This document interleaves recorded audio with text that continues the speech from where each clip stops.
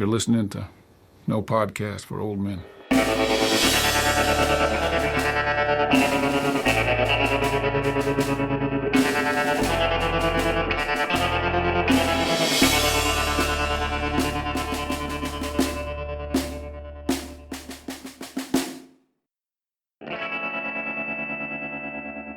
Hey everybody, welcome to episode 6 of No Podcast for Old Men, the only podcast where 3 university philosophy professors analyze the entire canon, the films of the Coen brothers in chronological order. And today we're going to talk about the 6th film of the Coen brothers, the 1996 classic.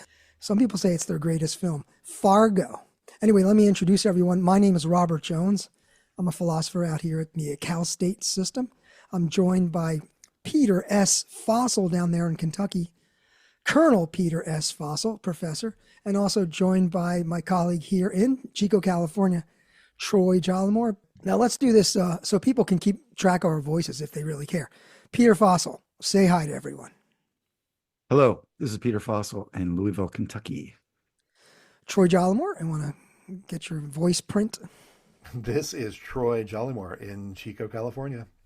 Professor Peter S. Fossil. Peter, what do you think the film Fargo, what do you think it's about? Well, I think it's about the failure of family in a society ostensibly that valuing family. It's about the evil underbelly of the Midwest, small town America, and Midwesterners' bad faith about it. It's about the inescapability of evil. It's about a good woman thwarting the projects of evil men. It's about chance and the capacity of evil to harness it because of our choices. And I think it's also an interesting comment on the end of the Reagan era. You know, Reagan's going to leave in '88. And, this is, I think, about the corruption of capitalism and its aspirations and what it does to people, even decent people. Last thing I want to say actually is, my theme is skepticism. I'm always interested in the fog. So the whiteouts and the inability to understand what's going on, as Marge says at the very end. I think that's an important thing. So Interesting. Okay, I see where we'll go with this. Mr. Troy Jollimore, Professor Dr. Troy Jollimore.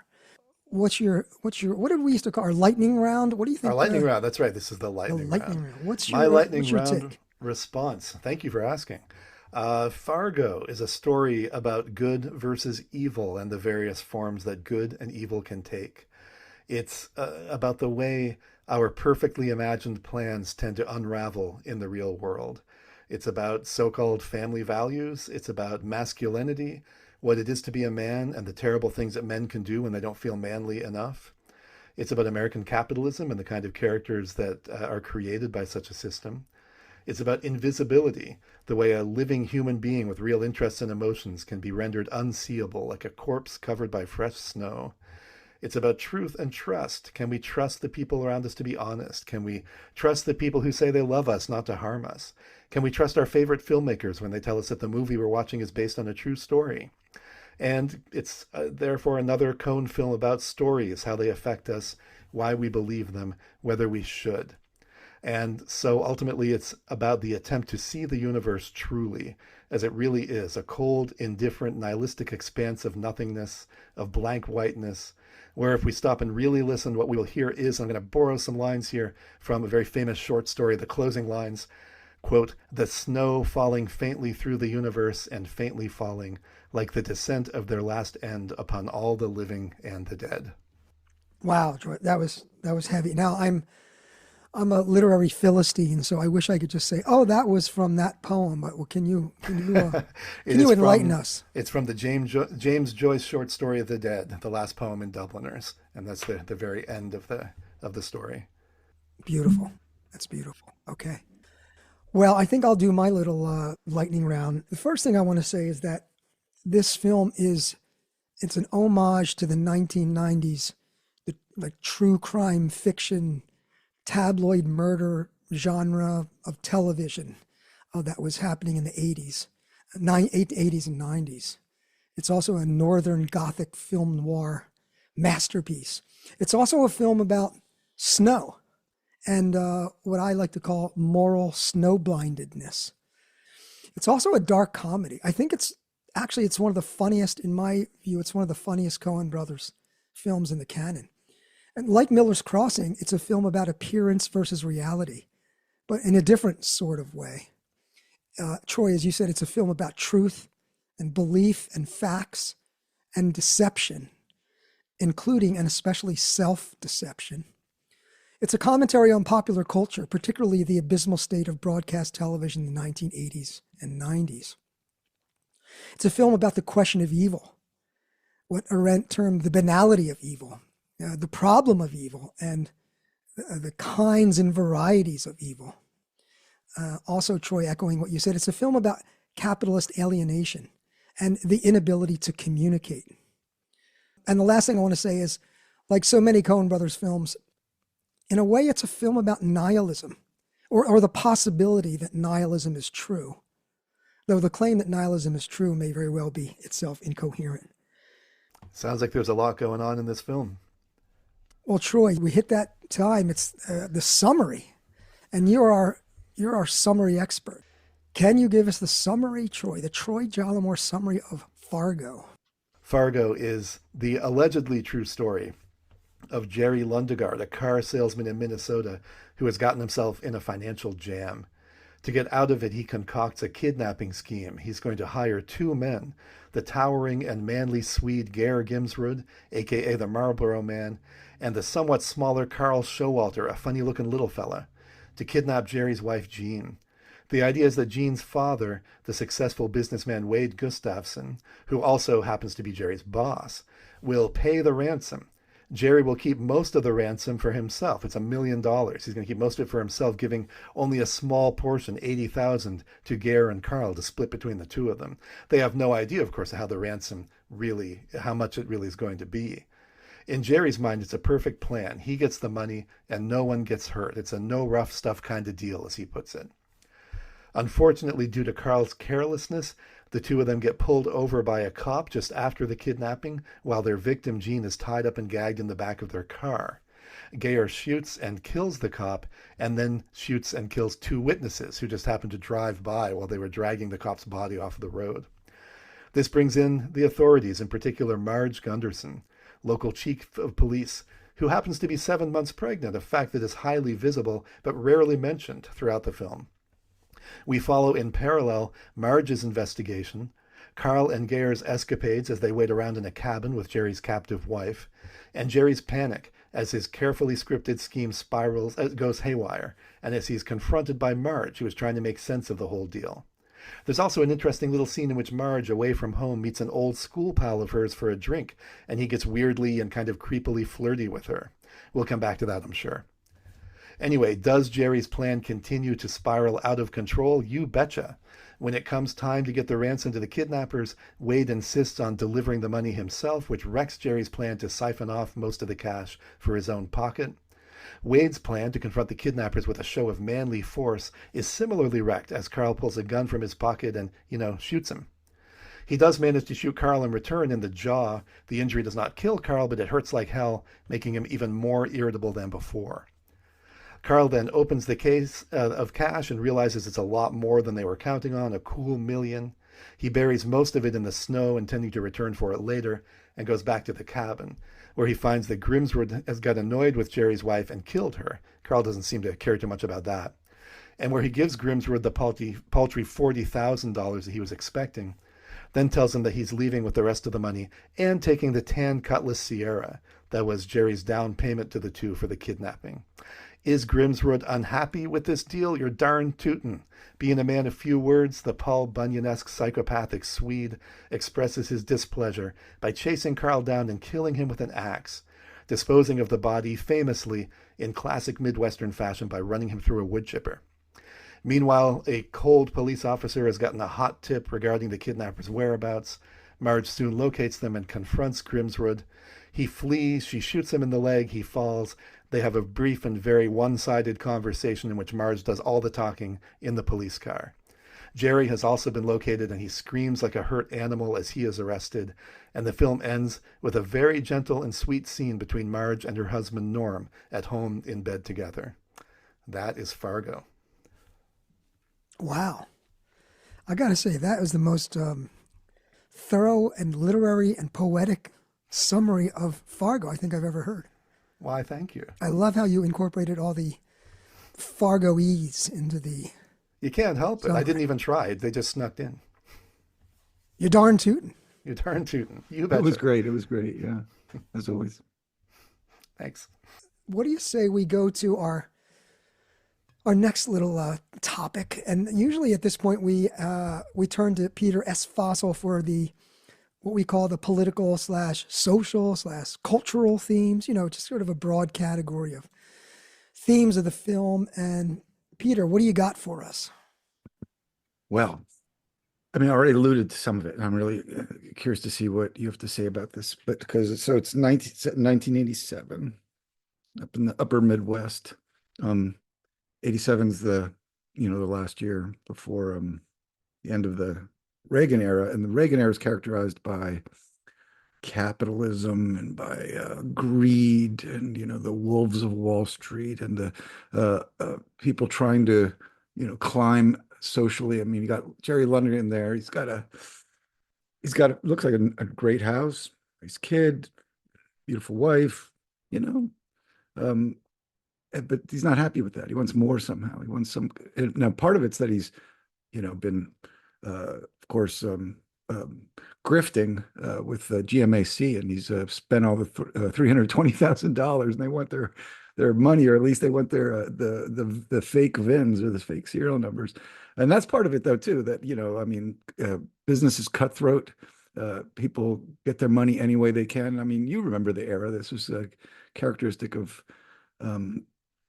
the Reagan era, and these are white people in the upper Midwest, and they're usually taken to be sort of salt of the earth, right? So the film plays with that, with the decency and the virtue.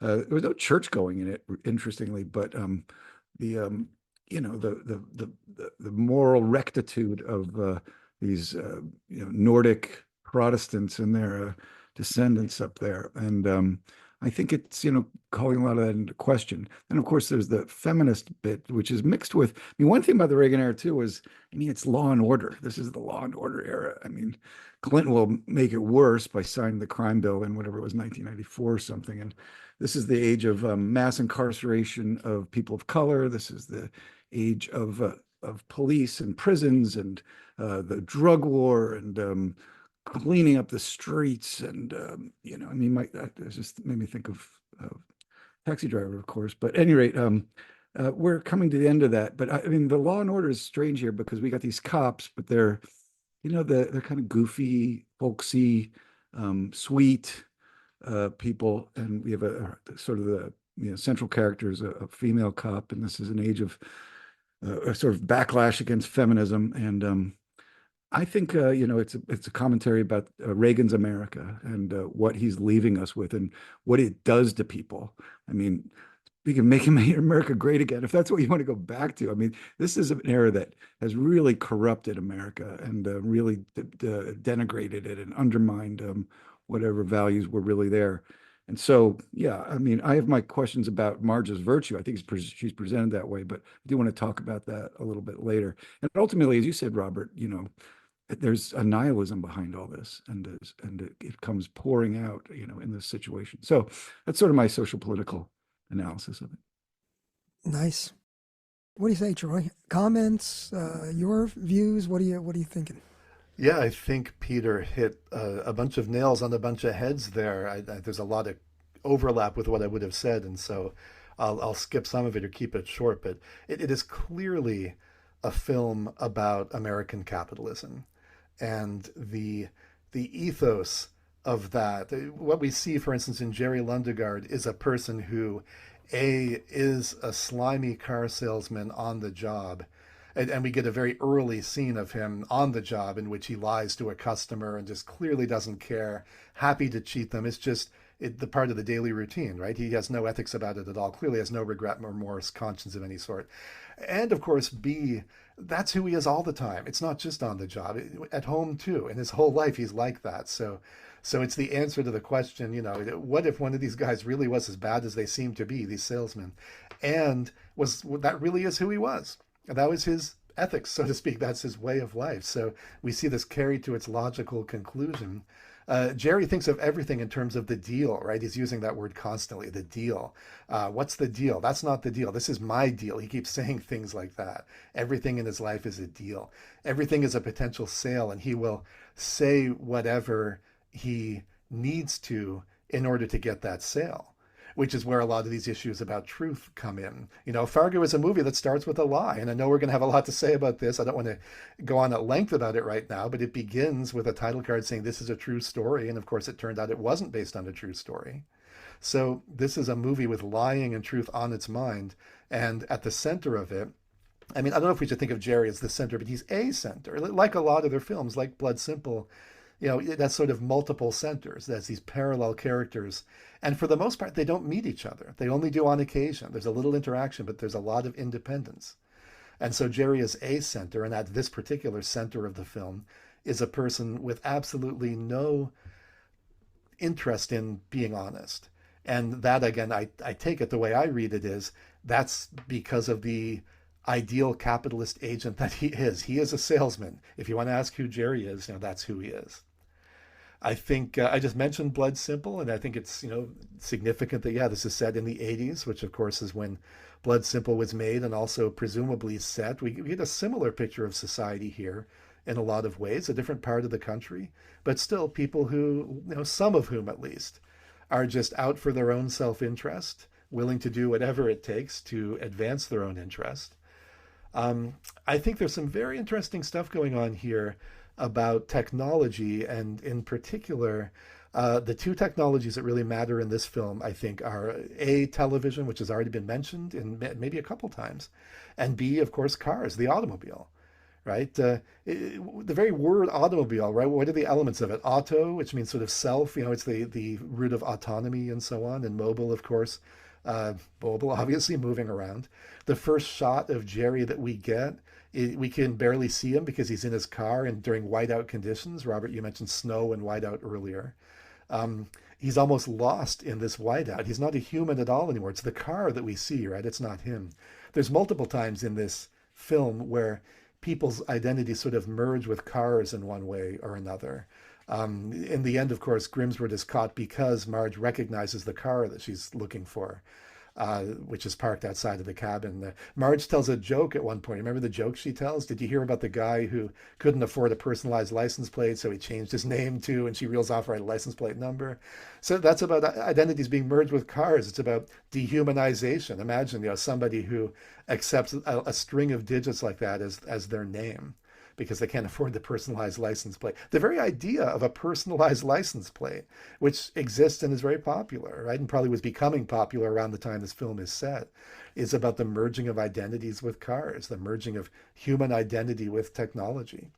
And of course, most of the killings in the film involve cars one way or another. People are shot and put in the trunk of a car. They're shot from cars. They're shot, going into cars. The whole setup for the film, we don't even know exactly what Jerry has done to get himself in this pickle, but we know it involves a fleet of cars that apparently don't actually exist, against which he's apparently borrowed money, etc. So, Jerry Gunn's a car salesman. That's who he is. The automobile feels very central to this film. And of course, it's central to American culture. And maybe part of what I'm thinking here, maybe this is going to be my last observation for now, but Minnesota is a place that's very hard to live in and would hardly be habitable, at least by a lot of the people who live there now, if it weren't for the car. The car sort of makes it possible to live there. So I think in a way this film is a comment about what certain technologies, including the automobile, have done to American culture and American life. That's probably enough for now. I'll stop there and we can go on. Can I just say a few things and to supplement what you said? I mean, the fight at the end is precipitated over, it's a fight over a car, right? And yeah, I mean, I think that's a really important thing. So I'm glad you brought that up. There's so much about cars and the truck stop where they Showalter stops and they get some of the clues there. About gender, I also wanted to say that, there's this thing about fathers that comes with this conservatism and, Reagan and women. So we have these two women here. One's a working woman, a mother. Like there's the other one, Jean, is a mother also, but she's at home.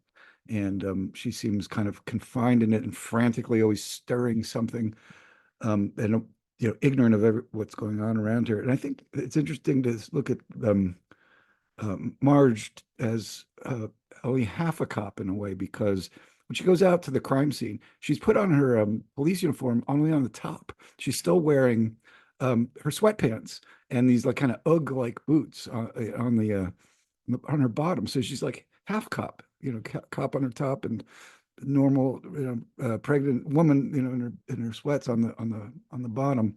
And her pregnancy also, of course, recalls what's her name in Raising Arizona, who's a cop but who's barren, and she's driven by motherhood too, central to her identity. And I think those are nice comments to make. And that's also, of course, a Reagan film, by the way, Reagan era film. So I think Jerry wants to achieve this kind of fatherhood, patriarchy that he just can't do. Whereas Norm's not really into that at all. Norm's the great contrast to Jerry on gender there. But anyway, Robert, you're chomping. I can see you chomping. Sorry to jump back in there. No, I'm not chomping at all, actually. These are great points. And, speaking of Norm, I'm thinking about we can talk more about this later maybe, but I was thinking about Norm as a kind of precursor to the Dude. He's the true hero, yeah. Image of masculinity. And that's one of the themes I wanted to talk about. I basically just have three things I wanted to touch on because you guys touched on a lot of them. But the first one is masculinity. And, this can all be under the umbrella of the Reagan era neoliberal capitalism that sort of took hold and is still has a hold on the culture. But the role of masculinity, the usual hero in a film noir is the man. But now we have Marge, who really is the hero of the film. She is the Sam Spade. She solves the crime. And but again, the Coens here, they subvert the genre. And as you mentioned, Troy, the fact that she's a woman and the lead investigator and she's pregnant, it's really not that remarked on in the film, where you think that would be a central, or more people would mention it. So I love how the Coens, they take this issue of masculinity and they stick Marge in this film noir thing, and they just let her be Marge, and they don't make a big deal about her gender or her. And it seems like no one does. It seems like everyone in the police force, in lesser films, we would have the guy off to the side going, well, Marge is a woman. What does she know about? But that never happens. Whenever she has an opinion about the case, it's well respected. So I like that there's a kind of subversion of the notion of masculinity. And also this relates to another kind of cultural theme, is the sort of impotent man who like schemes against his wife, which we've seen before, right? In Blood Simple was. And also, Troy and I had talked earlier about this kind of like, there's a little bit of a Breaking Bad, this notion that it's a subverted notion of masculinity, right? So that's one thing I think is interesting, again, in the context of the Reagan macho, the return to we talk about Norm there or Jerry? Jerry, I'm sorry. Jerry beaten down. Okay. He's the beaten down guy who schemes against his wife. And he wants to be his father-in-law. He wants to be, at least to be as powerful as his father-in-law. And connecting that to this notion of the Reagan era is this notion of alienation. And they use the vehicle of Minnesota Nice to flesh out this notion of alienation, because it seems like for the most part, right, or a lot of the characters are isolated and they're alienated, not only from the others, but from themselves. And yet there's this patina of everything's okay, right? The whole Minnesota Nice thing, there's a tension when I'm watching the film where I'm feeling like, God, these people's lives, like I said, they're just kind of alienated from themselves, from the work they do, from whatever has meaning in their lives. Scott, he's got his little accordion. I guess he's just going to grow up and be like, another Jerry. So that part of the way that they cover the alienation with this Minnesota Nice, it created a lot of tension. And the last thing I want to say is dovetailing on what you were saying, Troy, about technology. And I want to focus on the television. You focused a lot and great analysis on the automobile. I think I was thinking, and correct me if I'm wrong, but when you think back to, quote, reality television, up until like the 70s, maybe the 80s, you would have these like documentaries. Like you could, of course, it was like PBS. You can watch a documentary about some event in history, or on network television, there might be documentaries. But when this notion of reality TV comes in, and this genre of kind of like cold cases and murders and this kind of like tabloid murder stuff, of course, with newspapers as well. But what I see there is this phenomenon of reality TV, and this raises the question of appearance versus reality.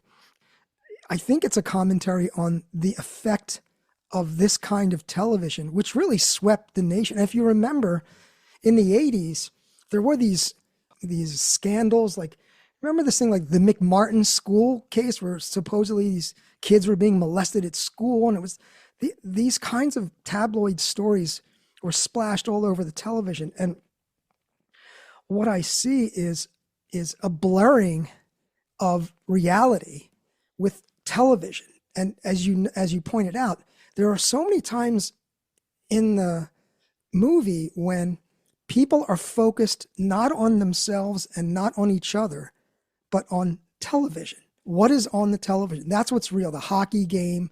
I think Gene is watching some morning talk show or something, and then Guerre is watching a soap opera, and Scotty's watching something. Scotty's watching. Wade is watching hockey. Scotty's watching, I forget what.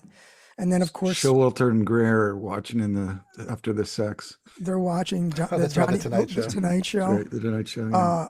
And then, of course, I love when Carl all he can get is snow on his television, which I think he's out of his element. He's out of his element. Don't forget about Marge and the nature documentary. Marge. Here it is throwing off the larval envelope. This is right. Yeah. This is great. Right. And at the end, they're in bed watching TV again. They're watching. So the notion that the television, it's a blurring, and it's also very prescient because it kind of presages this phenomenon we have today, where people, so many times, I'm sure you've seen this, like you go to a restaurant and there's like 5 people sitting at a table and they're looking at their phones. So reality is what is being presented on the screen, right? And again, this connecting back to alienation. There's a scene where before the kidnapping, remember Gene is watching this mindless television show, and Carl shows up at the back door with a ski mask, and he has I think he has like a tire iron or something, like a crowbar in his hand. And you know what's weird is she doesn't really freak out. She freaks out only when he smashes the window.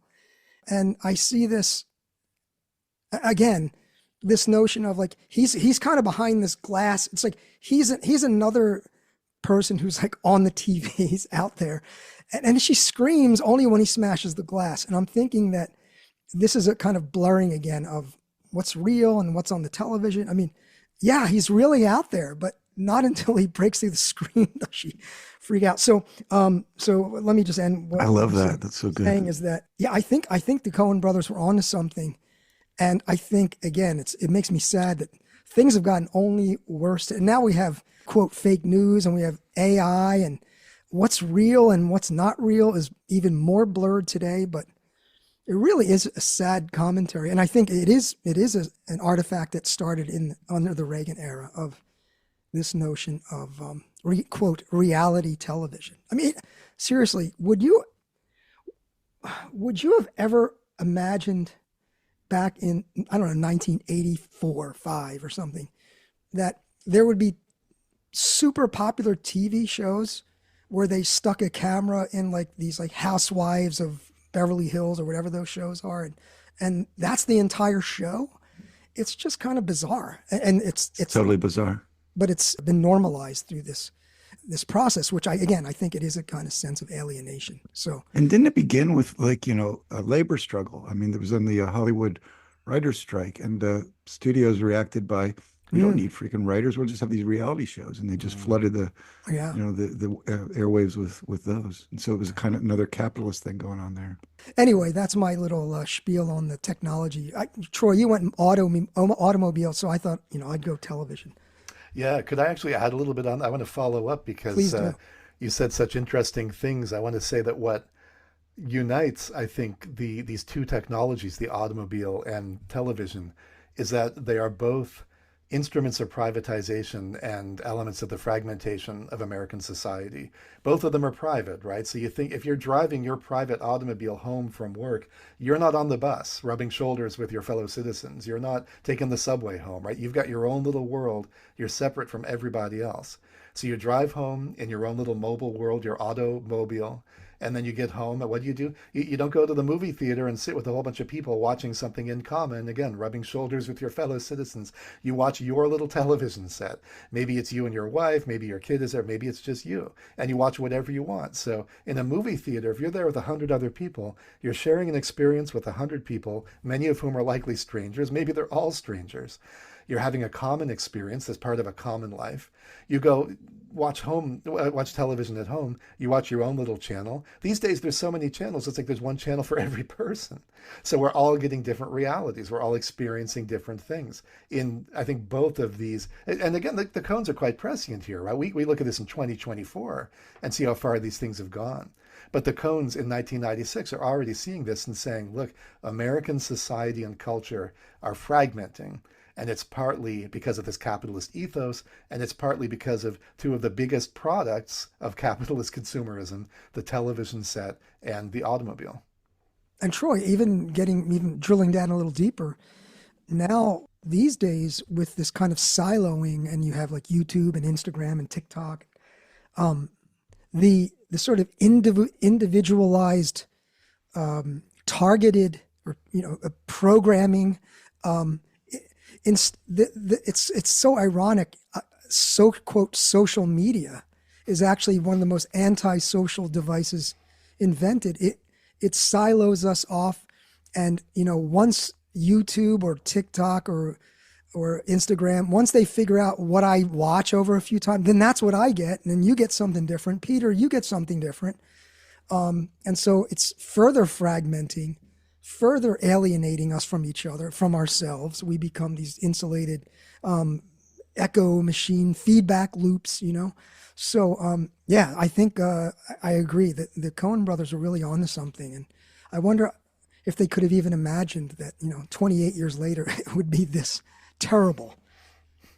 Yeah, and the sort of social media self comes to dominate the the reality self, I guess you want to call it that. And the social media self is fragile, and it's envious, and it's cloying, and it's not the kind of self that I think most of us would want to inhabit, but so many people do. Yeah, Jerry Lundegaard actually would have been great on social media because he thinks so much about how people see him. He's always cultivating an image. He's always, again, it's his salesman ethics, right? He's going to say the thing that makes people see him a certain way and believe that he is a certain person, has done certain things, rather than saying whatever's actually true. So I could totally see Jerry on Facebook really living it up, having a great time. I think that ties into something else, which is this notion of success and human excellence, if you will. And of course, in the Reagan years, as you pointed out, Peter Fossil, the metric was material success, right? And what's interesting to me is, by any measure, Jerry is, character-wise, he's pretty much a failure. Like he really is an empty vessel in many ways, and he's self-absorbed, and he doesn't think clearly through things.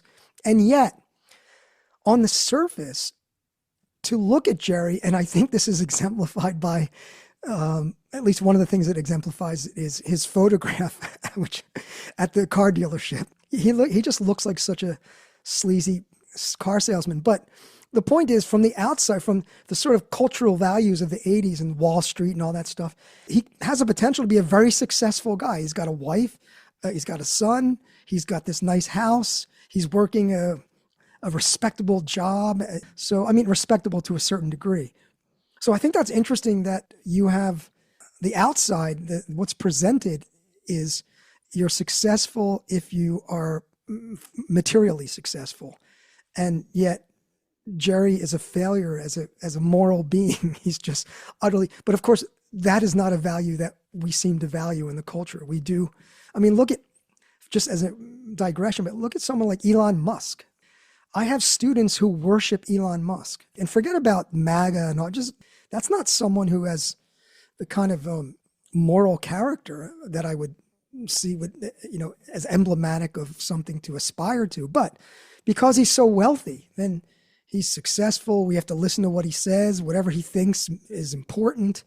So I think, of course, we're still trapped in those values. But I do think it's interesting that Jerry and people like that, yeah, we don't value. I mean, it's revealed how much of a non-virtuous person Jerry is. But as long as you keep it all to yourself, again, this Minnesota night, as long as we exist just on the surface, then Jerry's successful and Wade is successful, even though he's a jerk.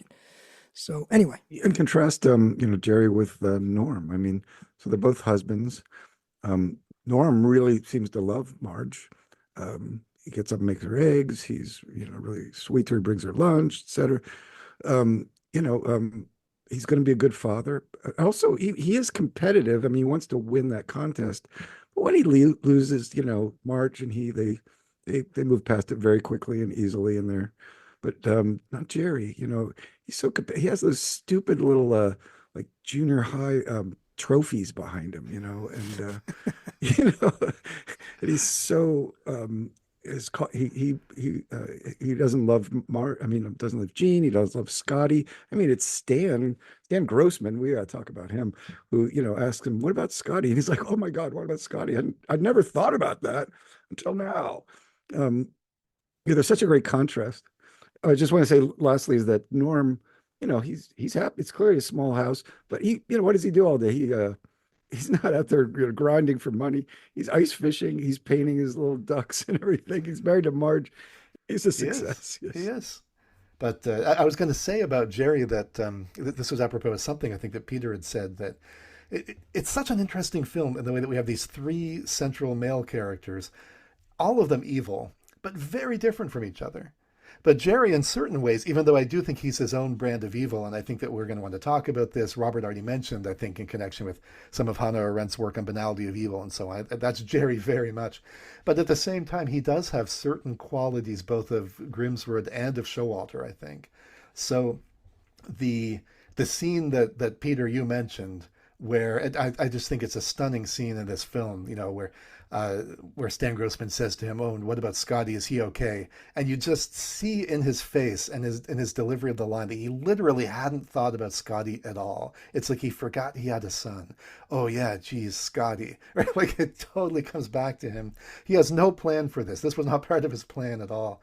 I think that's a way of showing that he has something in common with Grimsrud, who has this real failure of moral empathy or imagination. There's things he just can't think about, or other people aren't real to him in some way. But then in other ways, he's like Carl, they're both threatened men. They're men with insecure masculinity who therefore are so sensitive to the smallest perceived slight, any little insult or something. They both take it as this terrible thing that has to be responded to. Now, Carl, because he's a sociopath, will respond with violence, whereas Jerry will respond in some sneakier, sort of underhanded way. But both of them have to respond. They can't just let it go. They're not like Norm, right? They don't have the strength to just say, "Oh, that guy thinks I'm a dick. I think he's a dick. Whatever." Walk away. Neither of them have the slightest capability of doing that.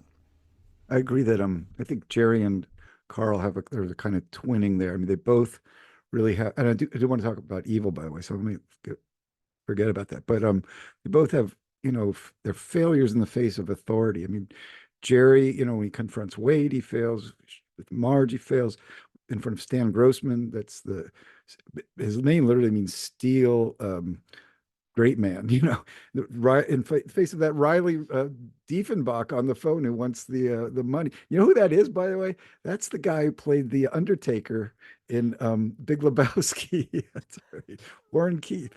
But No kidding. that's Wow. him. Yeah, it's his voice. When you think about it, you're like, oh my God, it's exactly him. Um, but in the face of Shep and Carl and Gare and the North Dakota police, I mean, he just Lundergan is just always a failure, you know, when he faces a stronger, you know, person or strong person. Carl too. I mean, Gare, Shep, Wade, the airport parking attendant, the bartender, even the escort. I mean, he just can't, you know, he can't assert himself in any effective way. So they're both, I think, failures that way. But about evil, I really want to see what you think about this because I was just thinking earlier today that there seems to be two kinds of evil here. There's the urban evil and there's the rural evil. And urban evil is about fraud and about deceit and about theft and graft and about screwing people in business deals. Um, Rural evil, especially once you get into the woods, you know, it's about brutality. And, you know, whereas, so, you know, of course, Gare is he's out on the road and that's where he, you know, we first have the encounter with the cop and then in the woods with the wood chipper. I mean, that's a whole different kind of evil. They're both evils, but and I think Showalter is in a way, I think you were touching on something, Robert, in the sense that, you know, remember when Shep he was like, I only vouch for you know, Greer. Um, you know, where does Showalter come from? He seems he seems in unfamiliar territory when he's out in the woods, and you get the feeling like he'd rather not be there. He's driving nuts. He has to go into the bar and like beg for some kind of, you know, connection to a prostitute. Now, that's the only way he can get sex, by the way, apparently. Um, so I don't know. It seemed like they were really touching on two different kinds of evils that both come together in this plot and, you know, unfold against each other and with each other. So I don't know. It sounds to me like we've segued into our philosophical themes, unless there are some further political, social, cultural themes. I think the evil opening, what do you say, Troy? Are we there at the philosophical themes? I do believe that we have arrived. Because, yeah, I agree with you. If I could just comment, I had a bunch of stuff about evil I was noted down, but I don't know if it's philosophical, but can I ask you one more question? Because you guys always help me with things. Paul Bunyan and Gare, they both have axes, right? And the others have axes to grind, but they both swing these axes. I mean, what's being said with that? Or we think like Paul Bunyan also, he's right there. He's part of the European, you know, conquest of that part of the world. It symbolizes the strength and the muscularity of the male colonialist. But and you do see, you know, where does race appear in here? You get those little horrible racialized statues behind in Lundergan's office, and then of course you have Shep, who's like his people. I mean, and he's angry. It's a legacy anger of his people used to. This was their land, and now he's been relegated to, you know, prison and you know, difficult jobs. And so anyway, I was wondering what you think about this connection between Gare and Paul Bunyan. Yeah, I find that awfully interesting. I'll make two suggestions for what Paul Bunyan, one of them maybe is related to Gare. He's, again, going back to American culture, there's something so iconically American about Paul Bunyan as this heroic figure. And of course, what the Coens do with him, which is nice, is they at first present him as a sort of just that, a American cultural icon, even a little bit kitschy in a way, which, you know, there's certainly that side of him, but later on make him into a threatening figure. Later when we see the statue sort of lit from beneath, and, you know, it's extremely sinister, a little bit satanic even, and you realize, now this was a statue that actually had made for the film, so I don't know, you know, if real statues of Paul Bunyan could be made to look quite this threatening, but the one they came up with for the film is very scary later on when you see it. And of course, yeah, he's holding an axe, and Grimswood kills Showalter with an axe. Grimswood gets described by one of the hookers as the Marlboro Man. I mean, he's this big, manly sort of, you know, I wouldn't say stereotypically attractive, but there's certainly something burly and very masculine about him. It could be just because he smokes, though. Well, he smokes a lot of Marlboro. That's right. So maybe, you know, it's like an association kind of, yeah. And then, of course, the other thing about Paul Bunyan to mention here, is just that he's a figure in tall tales. So going back to the questions about Yeah, he's truth a and myth. stories, Yeah. he's a myth. Yeah, all these. Paul Bunyan is one of the paradigmatic American myth tall tale figures. So Yeah. Fargo itself might be a kind of a tall tale, a story that we at first might take to be believable, and then of course becomes unbelievable. And there's the question as you're watching Fargo, right? At what point do you stop and say this didn't really happen? There's no way this happened, or do you just believe it through to the Well, and the, end? the myth of the big strong man who's an individual who conquers the West kind of thing. Yes, and remember, of course, this film comes on the heels of the Hudsucker Proxy, which I argued in our last episode is all about American myths and the myths of capitalism and the fairness of the free market, etc.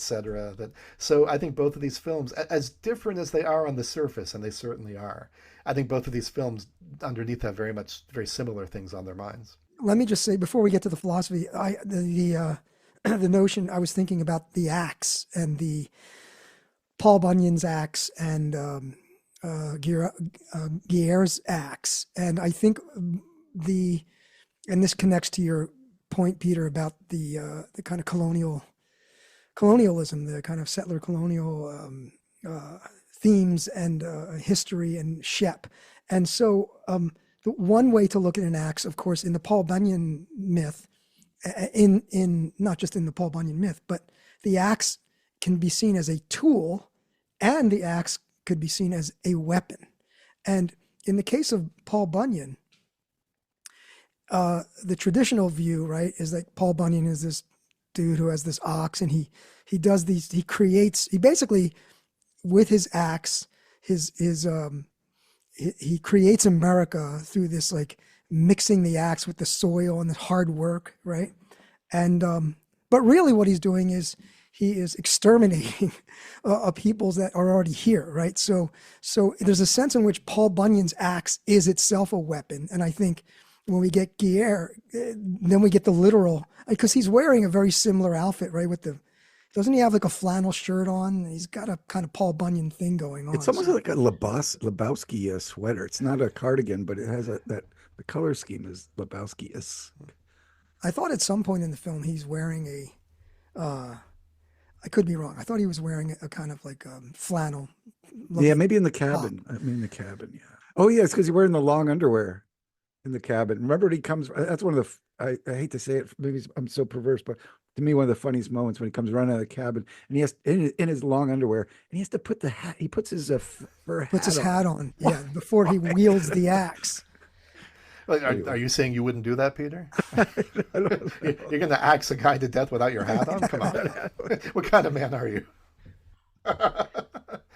Robert, I was just going to say about what you said, very quick comment, but it's very interesting that you pointed out that connection between Paul Bunyan and the axe and the extermination of Native Americans, that Shep Proudfoot in this film is the one who vouched for Grimsrud.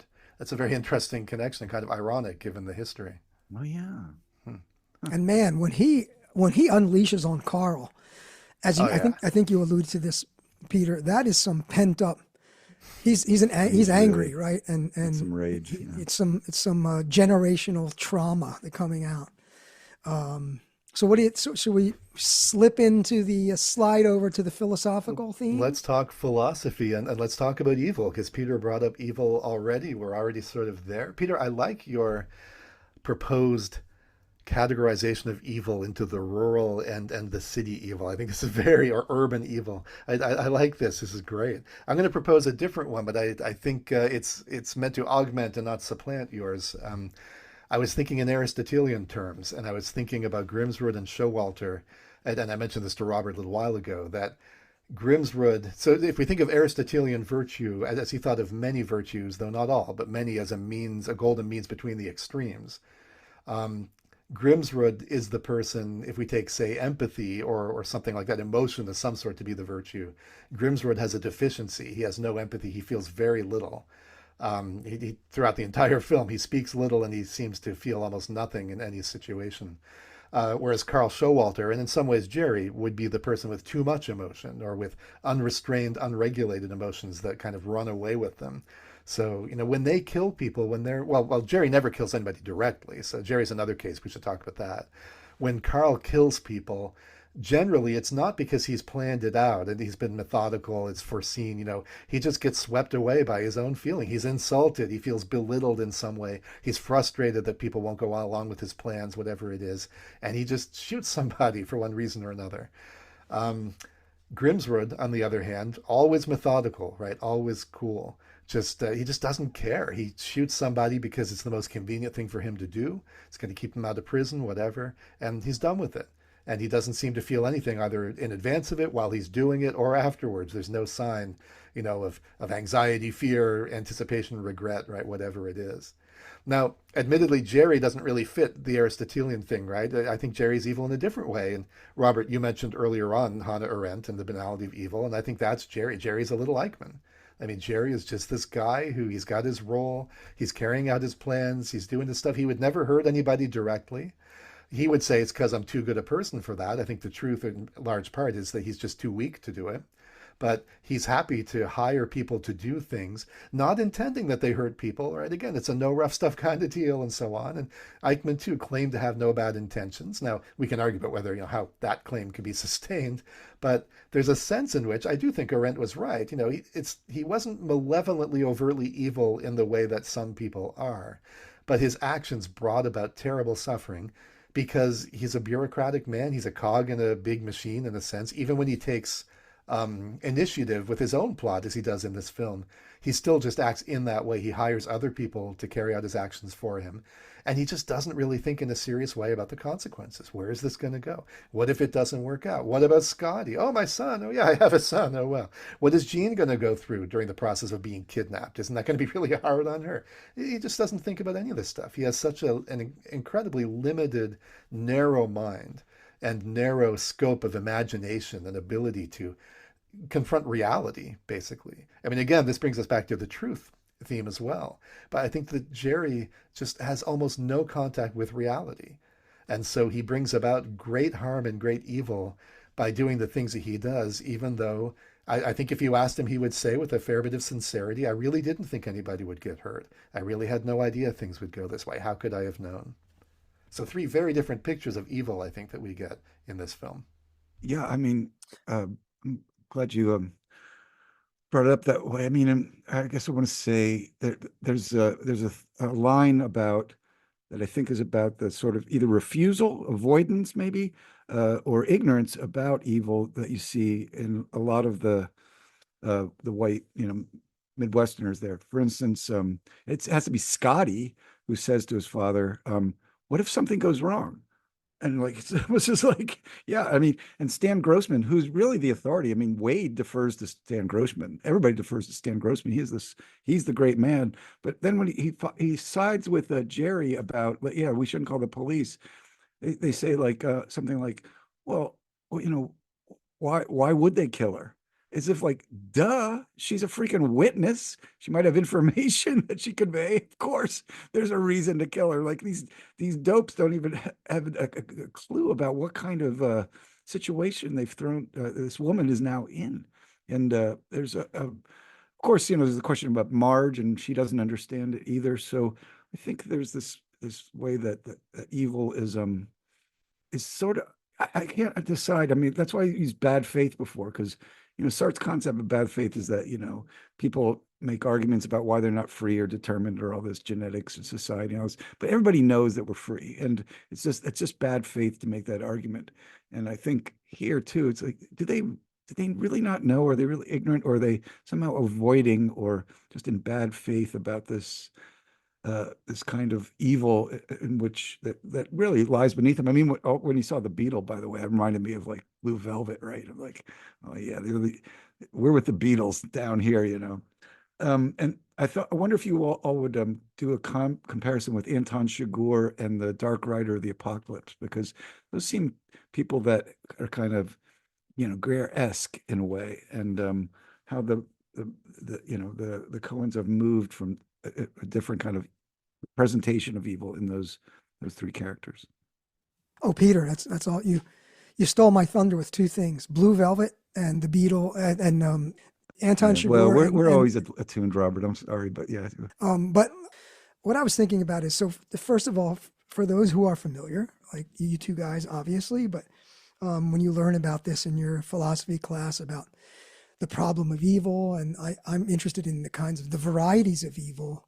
You know, the way they break it down is like moral evil versus natural evil, right? And so the natural evil, at least traditionally, right? This is like the broad strokes, is it's sort of that evil is grounded in like the nature of things or just in nature, like the way things happen, acts of God kind of thing, like an earthquake. So an earthquake would be like a natural evil. And you know, in the film, we see there is something we haven't talked about, which is the, you know, man or human versus nature. I mean, Troy, actually, you did mention how inhospitable it is. So there is this constant, it's like it's a struggle. And it's not like they're on like a, you know, Caribbean island just chilling out. It's easy. It's difficult to live there. So there is this, I'm not going to say there's this natural evil, but there is something about the elements that are out of human control that are in some ways sinister or some threatening. And of course, I'm thinking about the last scene of Serious Man where nature says,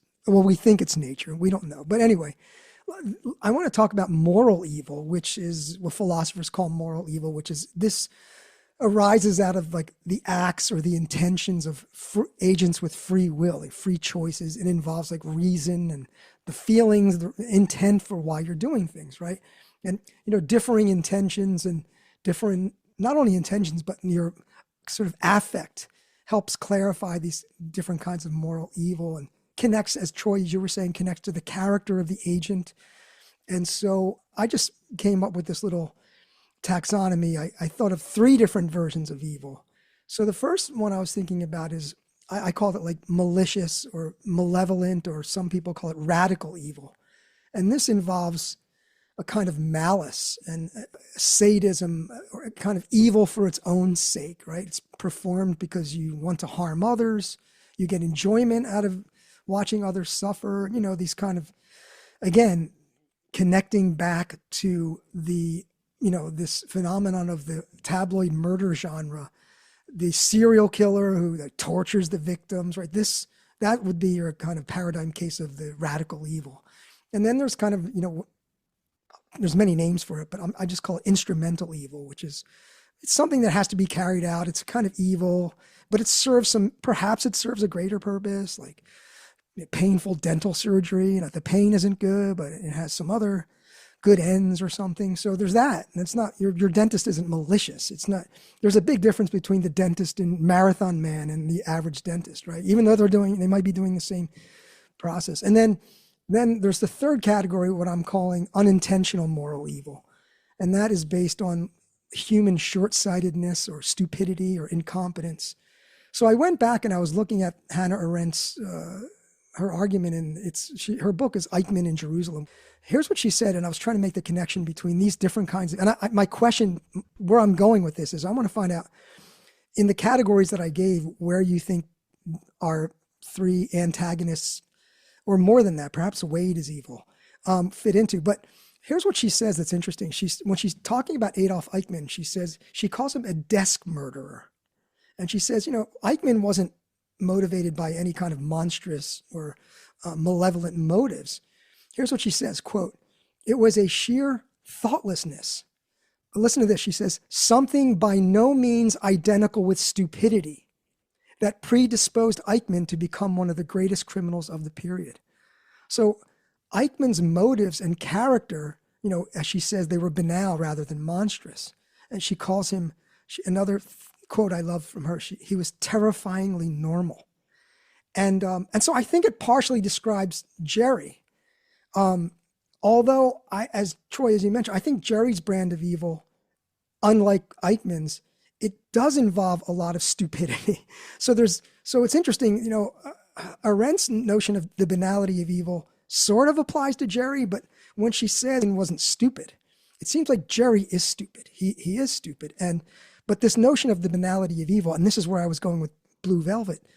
The thing about Blue Velvet and Lynch in general, like Twin Peaks, you know, the similarities with the Minnesota Nice, and as you said, on the surface, things seem okay in this idyllic little Northwest town or wherever Blue Velvet takes place. And then, of course, that famous scene in Blue Velvet where the camera goes down beneath the grass, and so there's a lot of similarities there with the banality of evil. But my point here is to ask you if you would go along with me with this like malicious versus instrumental versus unintentional on this notion of banality of evil. How would you place these characters? Because Carl, in some ways, he seems like, compared to Geyer, he's just a bad seed, but he has some kind of like reasoning ability. And there were times where I'm like, well, maybe he's just in it for the money and he's not that bad of a person. But then when he laughs, when Jean is running around with that hood on and her hands are bound, I just thought, wow, he is a sadistic motherfucker. It's so unsettling when he's laughing at her. She's running through the snow, right? And so it seems like he doesn't really have a moral compass. But then, as I mentioned earlier, and Troy, you might disagree with this, but I was thinking when he says to Jerry, wait, you're going to kidnap your wife? Part of what I got from that was a kind of tribalism. Like there's a certain moral code, even among thieves, where, wait, you don't kidnap your wife. So that was interesting to me, is like, well, Carl's a complex evil person. And going back to something Peter had mentioned, Geyer seems to have, to me, no moral conscience whatsoever. And he is similar to Anton Chigurh.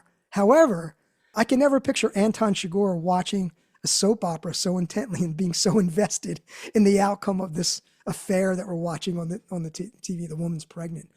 And so, and again, with Jerry, I guess it's banality of evil. And the last thing I wanted to say is, hear your feedback, is, I don't know why this is, but for some reason throughout the film, even when Jerry, as bad as it gets, I retain a certain modicum of sympathy for him. Not that I want him to win, and not that I'm on his side, but I find myself cringing, like, oh, why are you doing that? What are you doing? You have a family, you have kind of things pretty good. So I was thinking about Jerry and thinking, why is it that I still feel some kind of weird sympathy? And what I was thinking is, for the Coen's 6 films, and correct me if I'm wrong, I think Jerry is the first like everyman, non-radical evil character in a Coen film to kind of go bad. I think it's the first time we see the average Joe turn Coen bad. Maybe I'm wrong about that, but anyway, those are my stabs at a, pun intended, stabs at an analysis. Wow. Analysis of Troy, you want to go first or me? I wonder, with respect to Chigurh, and I certainly find persuasive the comparison of him with Grimsrud overall. I think they're very similar. You are right, though, that I can't see Chigurh sitting and watching a soap opera. I wonder if the explanation of that isn't that Chigurh is just smarter than Grimsrud. Like, he's going to see through it. He's too smart to be entertained by this little fiction and to find it interesting at all. And because Chigurh, one of the fascinating things about him is, as evil as he is, and as much as he is missing by way of humanity and empathy and so on, he clearly is a very smart person.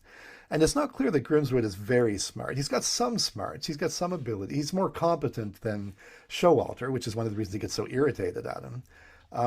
But I don't know that he's really that smart. In fact, one of the things, and maybe this is a good place to say it, one of the things I love about the Coen's treatment of evil in this film and in most of their films, and No Country for Old Men to some degree is perhaps an exception, but I still think not a big exception.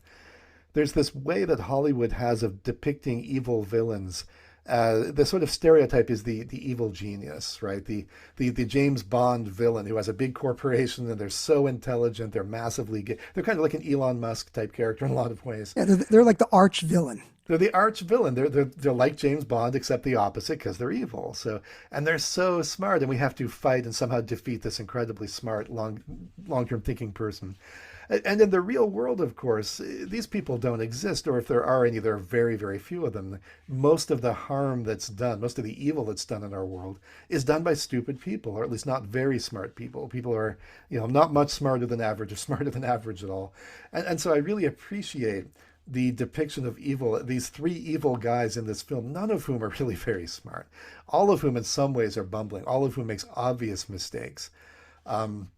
including, Grimswood's mistake at the end. I mean, why is he insisting on keeping that car when that car is tied to the crime? That makes no sense, right? That's totally stupid. He should be happy to see Carl Showalter drive off with that car. And in fact, indeed, it is the car that leads Marge to him. So, that's not the only mistake that he makes, but you don't get a lot of idea that there's a lot going on in Grimswood's mind. So I But Troy, appreciate Troy, that. in America, he wants he The new wants the car, new yeah. car. Yeah, he wants I the know new he car. wants. It's like still that. got that new car smell, right? I mean, it's also at this point got that kidnapped victim smell in the back, and it's got that shot cop smell. But there's still some of the new car smell there, right? So yeah, At least I to be know. bought out. At least to be bought. Right, split the car. Exactly. I love that bit. Sell it and split it. I did want to mention Leonard Small, right? The biker of the apocalypse, who either you or Peter did mention too. I do wonder in a way, he's sort of a cartoonish depiction of evil, but he's still a psychopath, and he clearly has family issues, as become clear through the film. I did find myself wondering, and this maybe again goes back to that moment with Grimswood watching TV. It's first of all just profoundly ironic and sad that Grimswood has this real human being, Jean Lundegaard, in front of him in terrible distress, which he has caused, can feel no sympathy or empathy or compassion for her, but is moved by the plight of these fictional characters on TV. Again, this is a film about truth and about fiction and stories, and I think this is very closely connected to the main themes of this film. But this is a guy who can't tell fiction from reality, except to the extent that it allows him to care about fiction and not even care about reality. The only people who move him are fictional characters. I did find myself wondering on this viewing of the film whether there's some explanation for this. What moves him in particular is a scene about somebody revealing that they're pregnant and so on in this family, this soap opera drama. If Grimswood has some sort of a history with family trauma that makes him susceptible to this sort of fictional narrative. And I guess the other, and it's two very small pieces of evidence, but this would link him with Leonard Smalls, right, the writer of the Apocalypse. So I like that idea. The other, and they're both small pieces of evidence, is again his very first line in the film, when Jerry's explaining the plot and Carl says, why don't you ask, your father-in-law for it or whatever, and Grimswood says, or your fucking wife, right? The first thing he says, but he seems genuinely mystified, and it's one of the very few times in the film when he actually does he's not simply impassive, like he's actually, sort of puzzled. Like, why not? Like, there's an obvious solution, man. What's wrong with you? And so it made me feel again like, something about Jerry's family drama and the fact that he can't go to his wife for help actually sort of touches Grimswood in some weird way. But that's highly speculative, of course, because that's all the evidence I think we have. And Grimswood says so little and does so little other than, killing people and wanting pancakes, that it's very hard to know really what's going on with him, right? That's who he is. He's a no-sayer. He's just a negative person in most ways. He's nihilism. He is. He's extremely nihilistic. Yeah. Also, in that, the soap opera is a woman announcing an unwanted pregnancy, and so it contrasts with, Marge's wanted pregnancy, and of course, then we have to wonder about, Scotty. If you're finished, Troy, I have a little response for Troy and to Robert's, wonderful analysis, but between radical evil, banality of evil, and then banal evil, and then unintentional evil. I'm going to answer that with another distinction that I think helps me answer what you're saying. And so when I teach about evil, I usually use this triad, and it's evil as ignorance, which is Socrates' position. So supposedly, that is, Socrates argues nobody does evil knowingly. If you know it's good, you're going to do the good, and so you have to be ignorant to do evil. Then you get a kind of modification. I mean, it's in Plato, it's in Aristotle, especially Aristotle, of acrasia, of incontinence, of evil that's done, even though you know it's good. He allows that you can know it's good and still end up doing evil because you're overwhelmed either by sudden urge, a kind of impetuous urge, or just like a long wearing, it won't let you go kind of desire. And so there's that. There's let's just call it acratic evil. So there's evil out of ignorance, and then there's acratic evil. And the third one comes with Augustine, who in so many ways is despicable, but he's so smart when he's got it right. And, he talks about another kind of evil. And this is evil that you do knowingly and willingly. You do the evil because it's evil. And he calls that perverse evil. So because you know it's good and you don't choose the good. In fact, you choose the evil because it's evil. And part of what goes with perversion, however, is also a perversion of desires. So I think of like to some extent, Jerry, and I should say something about banality before I get that, because there's a lot of perverse desires, and that's one thing I think that leads to evil here. But the banality bit, it's partly evil. It's done because you're part of a system that produces evil, but you don't think about it. It's the thoughtlessness. So and this is why Lord Churchill could call the people in 9/11 who died in the towers little Eichmanns, because they're part of a system and they fool themselves or they lie to themselves or they just don't think about it. What's coming out of that system, what the system produces. I mean, he's shuffling his papers, he's getting the trains to run on time, he's doing the logistics to keep the camps fueled and staffed and whatever, fed, at least for the staff. And yeah, he just doesn't think about it. And so I think Jerry, the system he's caught up in is Reaganism, Reagan's America, and that leads to his kind of thoughtlessness. But you're right. I think there is some kind of, evil that comes out of ignorance, where we see that he hasn't thought about Scotty. He's just seems stupid about and just maybe also self-deceptive about and that's another thing we could talk about, maybe instead of perverse evil, self-deceptive evil, because he knows, like with that, he knows that the GMAC is coming after him, and he seems to just turn his back to it a lot. But anyway, that's what I'd say about Jerry. And then with um, uh, Greer, I think that moment at the end with Marge in the car is great. She doesn't understand it because for her, she understands the good, and so she just can't see why anyone would do evil. And I think the way he looks at her, he's just, I think, what I read into that is like, he's the perverse one. He knows that it's evil, and he does it because it's evil. And that's just something Marge cannot wrap her head around at all, but he can.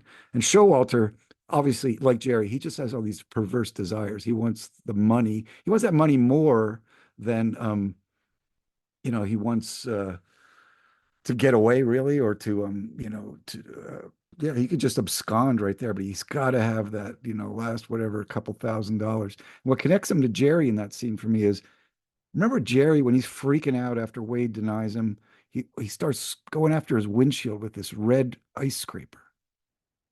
You see it? What does Showalter use to mark the spot where he's hidden $1 million? The red ice scraper. And I saw that connected the two of them to me there. So I think there's both the banality in being caught up in a thoughtless system that produces great evil, and perverse desires, even and especially in those who do evil because they know there's evil, and it confounds people for whom knowing goodness makes evil impossible. Anyway, that's my little wrap. That's wonderful. Let me just toss a quick further metaphorical level into that the connection that you just mentioned, that when Jerry is so upset and he is going at his windshield with his the little ice scraper.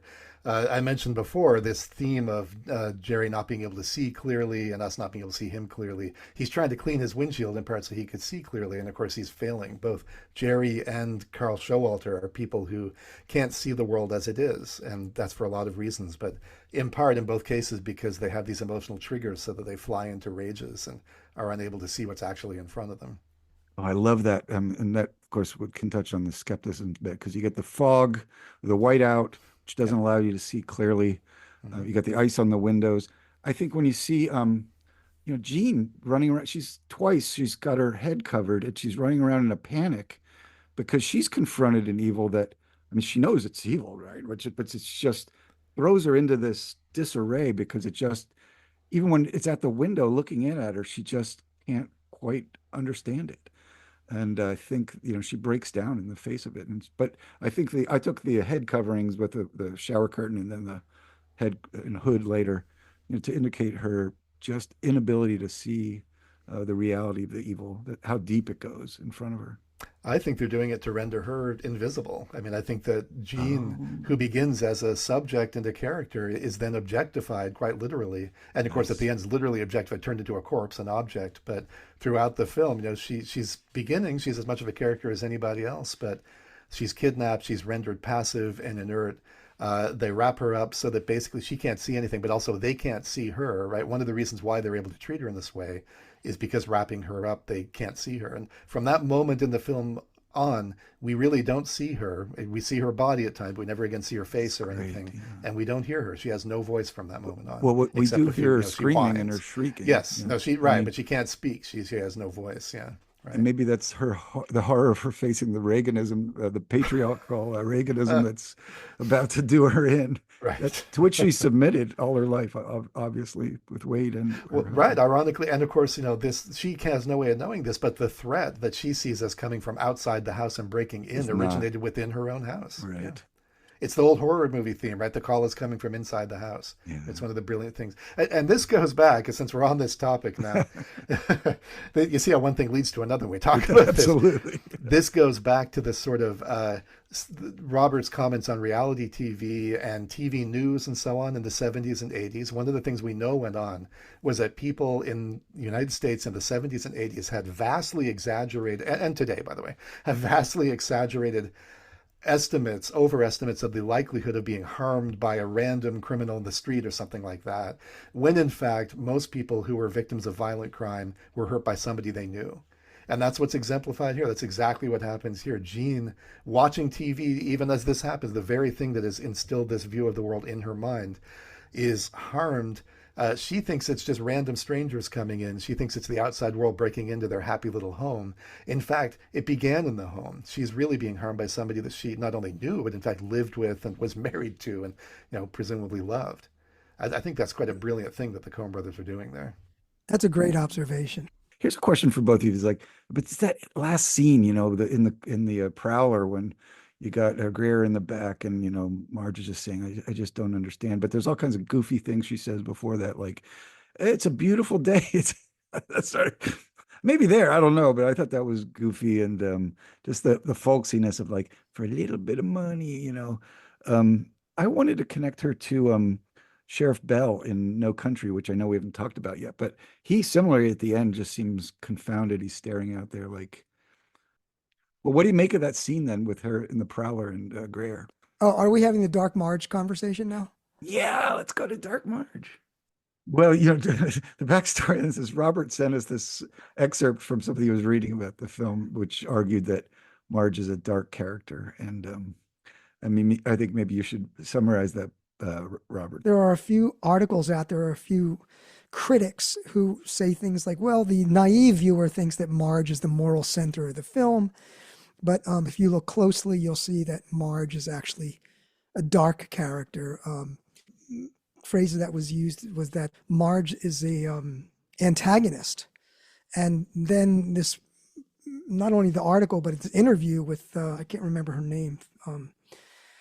She's a New York Times writer who interviewed the Coens. And anyway, she was saying Ethan, that yeah. Ethan said, no, Marge is a dark character. And for these reasons, like she doesn't face reality. And then we got talking about like the moral progression or moral evolution of Marge. And then we get to that final scene where there are questions. So there are questions about Marge, and a few of them are, first of all, why does she go and meet Mike Yanagita and doesn't tell her husband, and she's all dolled up? And also, why does Marge say, oh, it's as you mentioned, Peter, she says these kind of platitudes, oh, you did this stuff for money in the final scene. It's a beautiful day. And so I think Ethan was trying to say that final dialogue, that's emblematic of how it's not that she's immoral, maybe she's amoral, or that she's not worldly enough to see the nuance in these kinds of things, and she's too simplistic to be the protagonist. Anyway, that was kind of the idea of the Dark Marge. I don't know, you guys can. Yeah, I built a case against her. I'll just quick run through it for you. It's the arc. I think that I can create an argument for this arc that in the beginning, she's, as you say, either avoiding evil or ignorant of its real depth. at the end, having faced it, she's had a kind of education about the world, and she decides that she and Norm have it pretty good actually. But before that, we see even the beginning. So when she arrived, when she's woken up in the middle of the night, and called out to the crime scene, he insists on making her breakfast. She seems kind of a little annoyed at that. And if you look at the table, she didn't really finish it. She barely touches it before she's out of there. And as you say, when she goes to the Radisson in Minneapolis, yeah, I don't. That's the only time we see her like with rouge and excessive rouge, and lipstick, and kind of floral thing going on there. And she had to tell her husband about it. You just thought to yourself, there might have been a part of her like thinking, well, I'm kind of unhappy or not really all that excited about my marriage. Maybe old Mike might have something for me here. And they also cast Mike as clear, I thought anyway, more handsome than Norm. Um, yeah, and then she seems clearly really troubled when she learns the truth about Mike. I mean, he was pathetic and everything with her, but remember she's talking to her friend on the phone the next day in the hotel room. She's really upset when she learns just how much he deceived her and how badly off he is right now. So I thought, that those were all signs that maybe everything wasn't, happy in paradise between her and Norm. But at the end, she does seem to think, oh, yeah, maybe this actually is pretty good. And this idea of the pregnancy is a hopeful thing, just like it is at the end of another movie that we're going to see. And but there's this idea of two more months that they say. I'm not sure why that was significant, but there's something coming soon that's promising, and that's maybe her hopeful acknowledgement after having really looked into the abyss. I mean, when Norm looks into the abyss, it does he sees night crawlers. When she looks into the abyss, she sees a murdered young woman in that car. I mean, and I think there's a great little moment of ambiguity there. Was when she's about to throw up. Is it because she's just looked at this horrifying murdered woman, or is it the morning sickness? I think that who knows, but she does seem a little bit cavalier about it, like, oh yeah, here's a body, oh yeah, whatever. There's another one out there, and then she and Lou start joking about going to get some food or something afterwards, and that was troubling, I think, to me and others I've seen, that how cavalier she seemed about the horror there. But I thought the barfing moment might have suggested maybe she was starting to see the real depth of horror there. And by the end, with the wood chipper, and by the way, she's portrayed as really intelligent. Um, Even I noticed that the car door she opens when she's about to go to the hideout there, um, the way they put the lettering on there, she opens the car door and it just says brain. It doesn't say Brainerd, it just says brain. And when she confronts Gare, she points at her head like, I got you, man. The brain has worked here. But This is my uniform. this is my uniform. Exactly. Exactly. But it was kind of stupid, on the other hand, for her to go in there on her own. I mean, Blue said, I'm going to call, for some backup. I think, really knowing how evil these people are and how, dangerous and what they've accomplished so far, you go in there all by yourself. I thought that was dumb myself. But anyway, maybe it was just brave. It's hard to say. That's a good point. You're right. I mean, they're presumably not going anywhere, so why would she? Um, I share some of your views. I think there's some things we read in a different way. I share some of the views, though, especially about the Mike Yanagita encounter being evidence, and maybe the only real evidence, but I think it's enough to suggest that she may not be fully satisfied with her marriage. And I don't think that's enough to make her a dark character. I think a lot of the stuff about her being the antagonist and so on is quite misguided.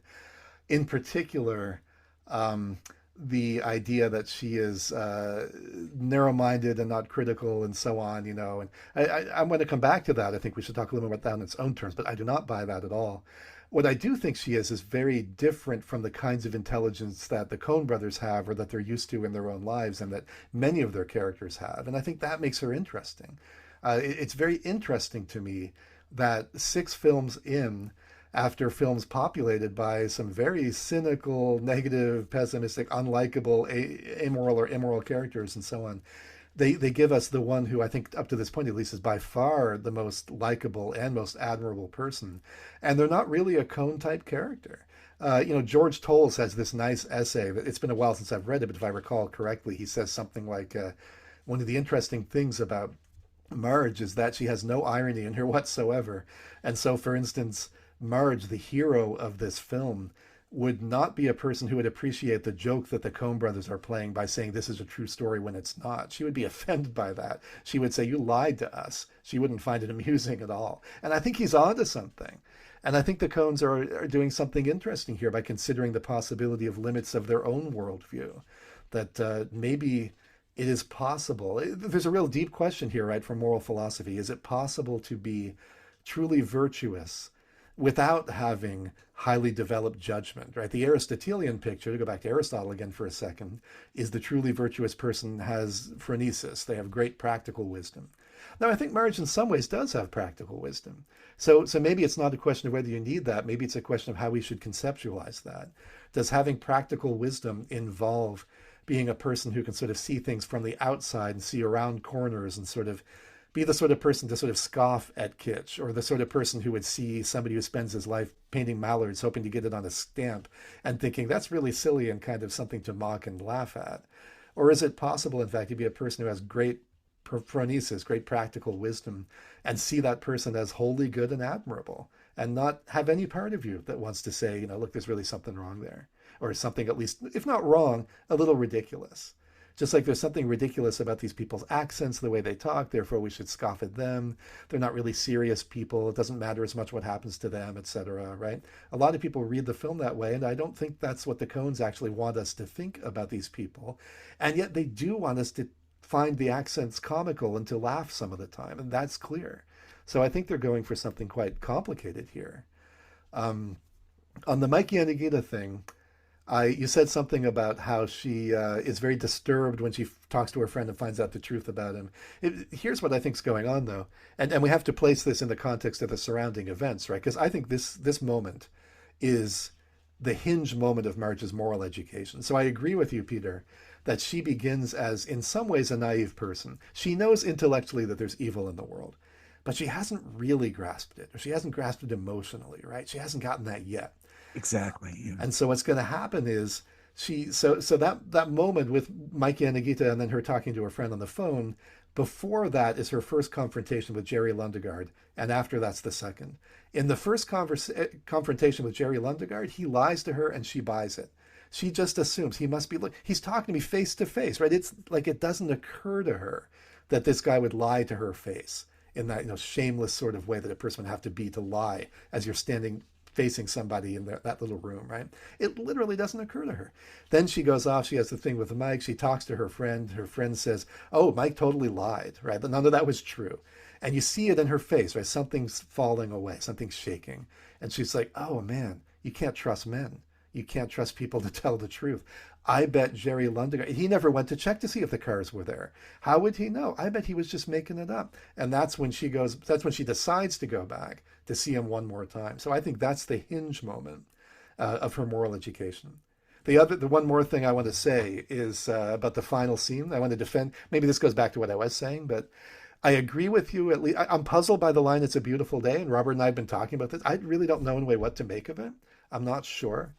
But the line that she says before that, I want to defend Marge on because I agree with her. You said something like she was kind of being a hick or something. I don't know if that's the word, but folksy. You said she was being folksy when she said, there's more to life than a little money. Peter, I think there's more to life than a little money. I think she's right. I think that's a moment of great moral insight. And Gare doesn't get it, right? He's incapable of seeing that. Like when you can't see in his face what's going on.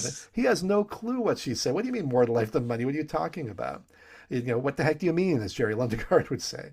But I think she's saying what is true, and not only true, but to her is so obvious that she literally can't understand somebody like Grimsrud. He's baffling to her. And frankly, he's kind of baffling to me, I got to say. Again, I know intellectually they're out there, but if you ask me, do I really understand that sort of person, like from the inside, or could I imagine doing such things or whatever? I can't. I don't get it.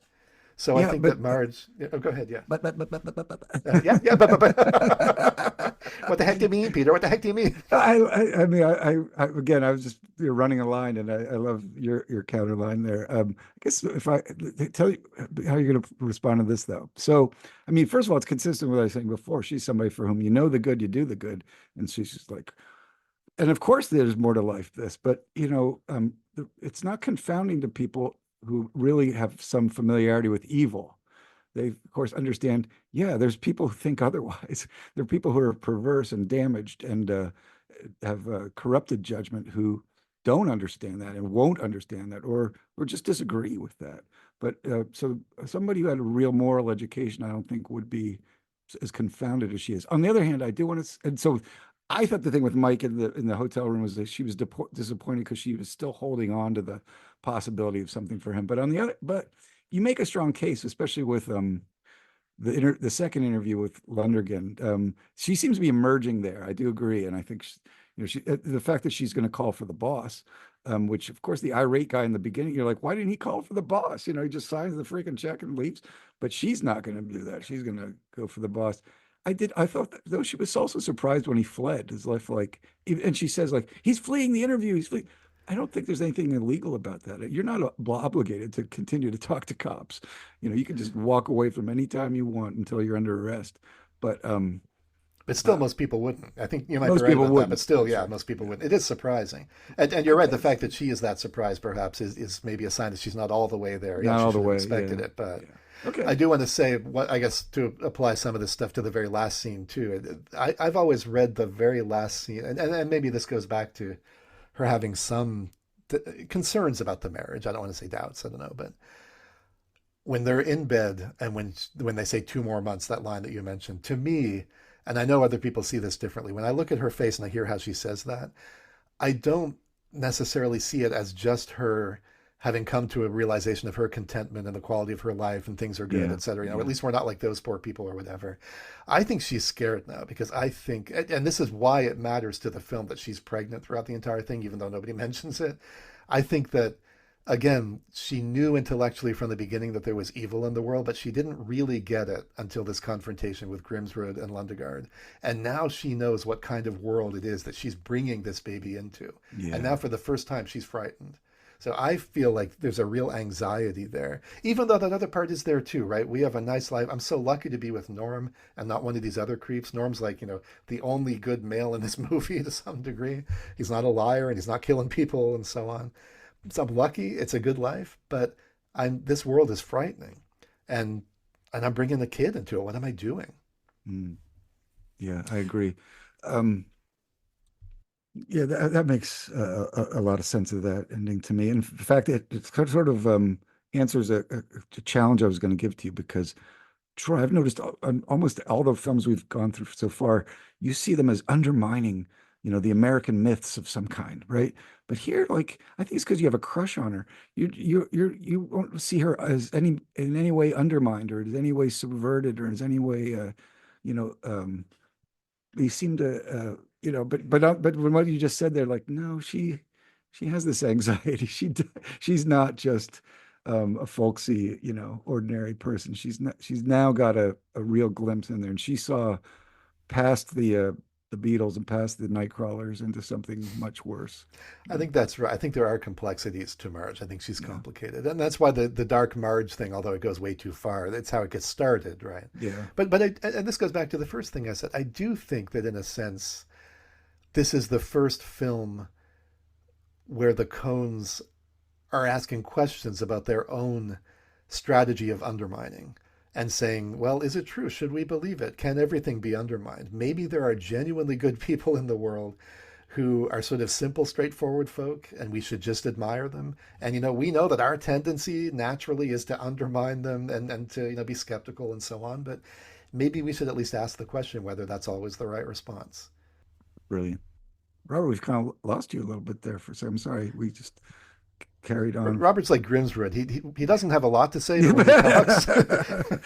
But you are sweet on her, though, aren't you, Troy? Can you admit that? Marge is lovely. Actually, it's not that I don't have a lot to say. It's that I'm being polite. I'm just letting you two talking, I'm making notes and trying to Minnesota remember nice. to go back to my, yes, I don't want to interrupt your conversation. But what I wanted, I have a lot of things to say, and hopefully I won't forget them because I was writing them down. But one is, I agree, Troy, that the moment of moral metamorphosis with Marge is when she finds out that Mike Yanagita is a liar. He's just bald-faced lied to her face, right? And it's funny because we've talked about this. A number of critics or a number of people writing on the film have said things like, why is that scene in the film? This is a common refrain. People go, what? I don't understand that scene where she goes to Minneapolis and she sits down with Mike Yanagita. What is that? Why is that in the film? And even the actor who played Mike Yanagita, Steve Park, he even said, after I did the scene and it was filmed, I just thought they were going to cut it. It was going to end up on the cutting room floor because it just seemed superfluous. But I agree with you, and I think the interpretation that it's like counterfactual.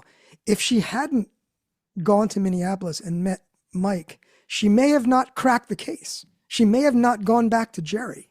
So after she realizes, holy shit, the world is a lot more fucked up than I thought it was, I better go back and re-question that Jerry dude, because he could have been lying. So I agree with you there. And I wanted to push back a little bit on Peter. Two things. One, if one watches a lot of movies that are detective procedurals, and they're usually, the overwhelming majority are men, when these swashbuckling, handsome detectives show up at the scene of a murder, they just look at it in stark, cold terms, right? They don't go, oh, that's disgusting. So Marge, when you say like, well, there are people who are surprised at her cavalier attitude. I wonder if it was a man, if people would feel that was cavalier, because that's what detectives do in movies. They just show up and they go, what time was the killing? Who was the shooter? Right. So they just ask questions. And so I don't think Marge's vomiting has anything to do with the body. I think she's being a professional detective. And I think she actually is having morning sickness. So, and her indifference to the victim, again, I'm raising this question. Is it because she's a woman that we're kind of a little bothered? Because I think that criticism is couched in a kind of view of gender. The second thing I want to push back against is Marge is going to meet Mike and getting all dolled up. That's not a reliable indicator that she's unhappy in her marriage at all. And to me, is zero. Here's what I could see. Here's the only question I have. The thing that's funny to me is not that she meets Mike, but that she doesn't tell her husband. That's the only thing. But let me give you my argument. She's a middle-aged woman and she's pregnant, right? And someone from high school who thinks that she's the greatest thing since sliced bread. Who doesn't want someone to think that they're attractive, right? Oh, this person from high school, it's kind of nice to be wanted or to be desired in this way.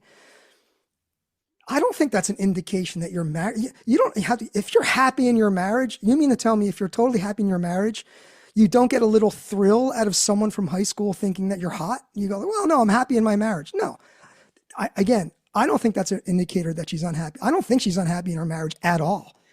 The only thing that raises a question for me is, and it's not 100% clear. The implication is that she didn't tell her husband, but maybe, I don't know if she did, right? That's the only thing that raises a question is, and maybe part of what she's doing is, maybe she just feels like, Norm it might hurt his feelings and he just might feel bad. And she might, here's a possible way to read that is like, Marge is like, I'm totally happy. I'm totally in love with my husband. I don't want anything. I don't want to get involved in any funny stuff with anyone else. But I do want to go meet Mike and I don't want to hurt my husband. So there, no harm, no foul. So I think there's a read, the way I read it is that she's perfectly happy in her marriage and she may still not tell her husband. And one last thing, and then I'll be quiet. And going back to the end of the film, I think and you mentioned this, there's a lot of parallels between between Tom Bell and Marge, right? So they both have witnessed, even for old men, they both have experienced things that are transformative, evil that is transformative in the way that they see humanity, right? And for Marge, it's she has this moral growth, this education where she's like, holy shit. And Troy, I agree with you 100%. At the end of the film, when she says 2 more months, I agree totally. She's thinking, holy shit, before this, I was bringing this child into this world that I didn't really know. And now I know this world a little better. And there's a little tinge of anxiety and apprehension because now the child is being brought into the same world that Geyer and Carl and Anton Chigurh is in. And yeah, so I agree with that. So, but I think it'd be nice to talk a little bit about the parallels between Tom Bell and Marge at the end of the film, their kind of realization. But anyway, okay. Peter, do pushback against pushback. Just a little bit, because I think that's perfectly fair. Like, as a man living in this society, having grown up in this society, I think it's perfectly reasonable question to ask. My way of maybe resisting it would be something like the detectives you're talking about, like, are the Sam Spades of the world who are hardened. They deal with this kind of stuff a lot, and but she's not. She's in a world where this is not an ordinary kind of day in the life of a Brainerd village police officer. So I think it makes perfect sense that she would throw up in the face of it. Who wouldn't? Who doesn't see that much? I guess, but by the way, Robert, I was going to say first, I can see you're both slightly in love with her, which is fine. Aren't we all?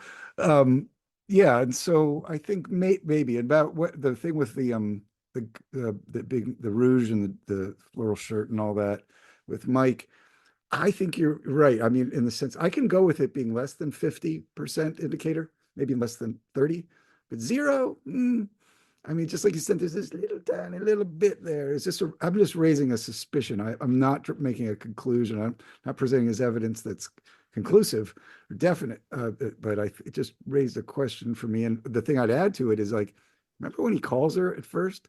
It's like 3:30 in the morning. They're in bed. They're asleep. No, it's not 3. It's not that. It's like 11 something. It's not that late. Okay, they're in bed. They're asleep. It's late. She was willing to stay on the phone with him. She didn't say, like, "What are you calling for me this late? Can we talk tomorrow?" She right away, she's drawn into him. No, it's Minnesota. It's Minnesota nice. She does. Okay. Well, she's not going to go, "What are you calling me for?" She's going to go, "Hey, Mike." If in isolation, you could read it that way, but part of what was my motivation too is I'm looking for cracks. Because I know how the Coens don't like to just have happy endings with, and purely good people. Like Troy said, this is maybe the first character we've seen like that. Because it's the first character, we have to have some suspicion that maybe not everything's as perfect as it looks at. So that's part of my motivation there. But I accept your critique. I think it's a plausible one. Don't you think? It is like, aren't you like, don't you have this part of you just wants to resist, like thinking like she's this, Saint Marge or something? Come on. Well, one of the writers, Kathleen Falsani, she writes on the Coen brothers from a religious point of view. She had something interesting to say about Marge. She said that Marge is sort of the Madonna figure, and even her initials, MG, Mother of God. And so that's where she comes down on Marge as being that kind of Theotokos. Yes. And wait, let me just say, I don't have a crush on Marge the character, but I just happen to think my view is that they have a great marriage. Like I honestly think. Oh yeah, I think so the dissecting of the marriage, I just think it's as good as it gets. And I really think at the end, right when he says, "We have it pretty good," I think for me that's a sincere expression. They do have it. They have it really good. Then you have to affirm this statement, which is that the Coen brothers have presented us with a marriage that's as good as it gets. Yes, I'm happy to Okay. affirm that. Yeah, Okay.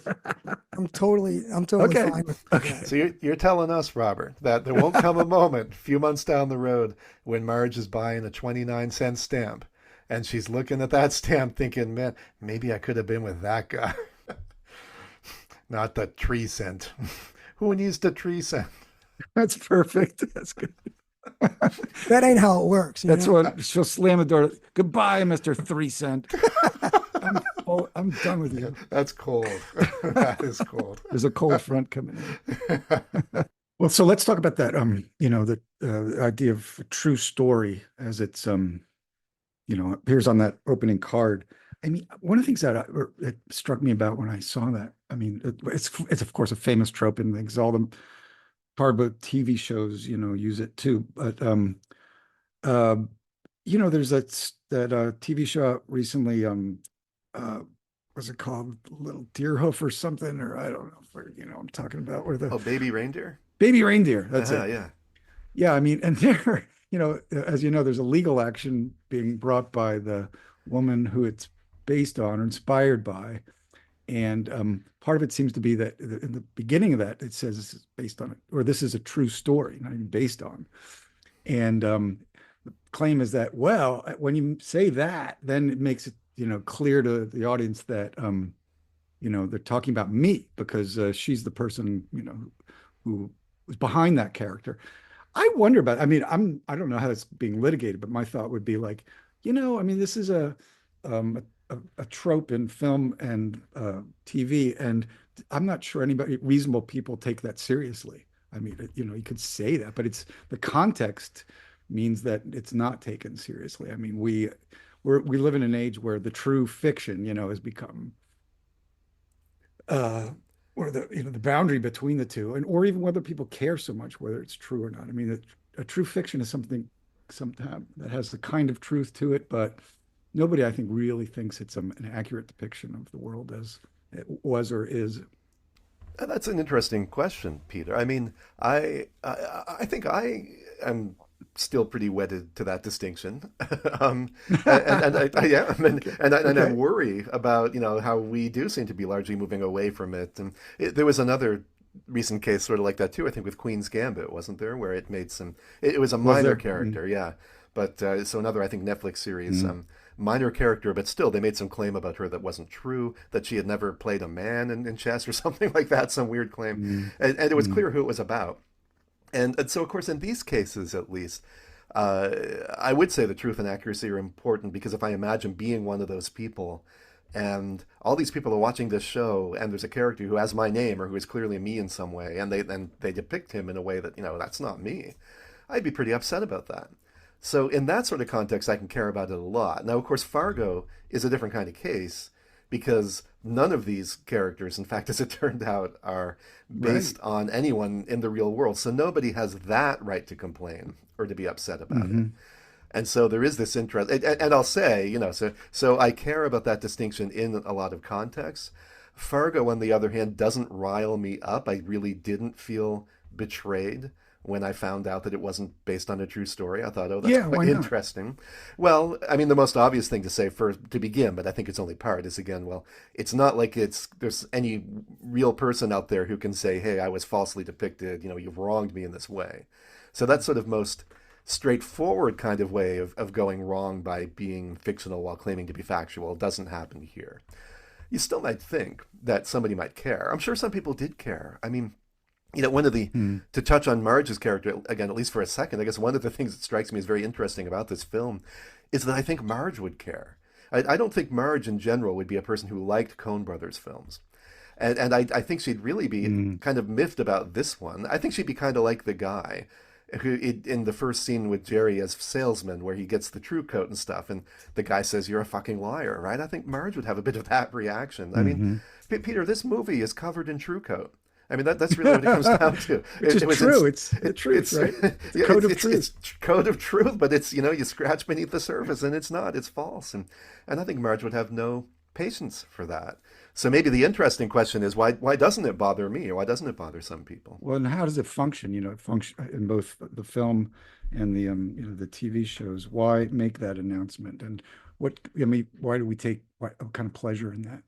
I don't know. And also, what's true here? Like, it doesn't say like every bit of the plot's going to be true, every bit of the characters being true. Maybe what's true is something that captures about the world and evil or something like that, but not, it's not a documentary. Nobody thinks it's a documentary. That's right. And I want to let Robert in here. He had something to say, but let me very briefly say I think that's the case that on the one hand, there are cases where I want to insist on the fiction nonfiction distinction. On the other hand, there's a certain naive way of understanding that distinction that I think the Coen brothers are trying to undermine, and that is that saying again that if something is not fiction, then everything in it is exactly the way it really happened, which of course is an insane idea. It couldn't possibly be. The very idea, something in us, if we're paying attention, should start to be skeptical as soon as we see the part of the title card where it says the events have been, told exactly as they occurred. That's just not possible, and also probably not desirable. So I think there are a couple extreme positions here, and that's one of them I think they're trying to undermine. And if the movie doesn't upset me, I think it's partly because I feel like they're doing valuable work in trying to undermine that distinction or trying to get us to think in a serious way about that distinction.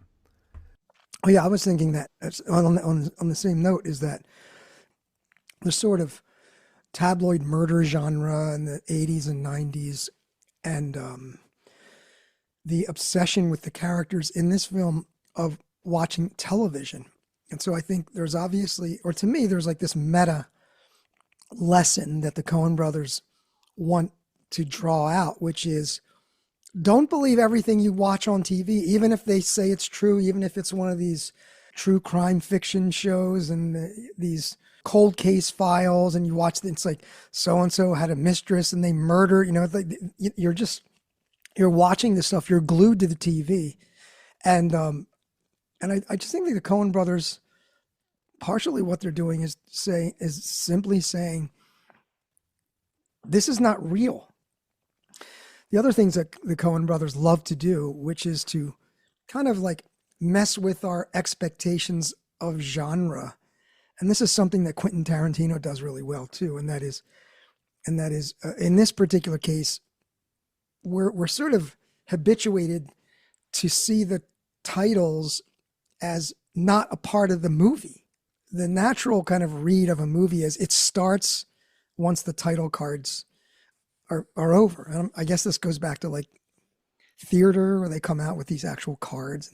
So I think part of what the Coen brothers might be saying is, no, the whole thing is the film. The fictional story starts as soon as the projector rolls. That's when you're watching our film, as opposed. So to make this distinction, like don't think the fiction starts after the title cards. The whole thing is a movie that you're watching that we wrote. We wrote the whole thing. So anyway, those are just a couple of thoughts I was thinking about that title card situation. I was going to say how in this case the Coens do such a nice job of playing with this ambiguity because, of course, first we get the title card, which we are, as you say, inclined to treat as introducing the film in a sense rather than being part of the film.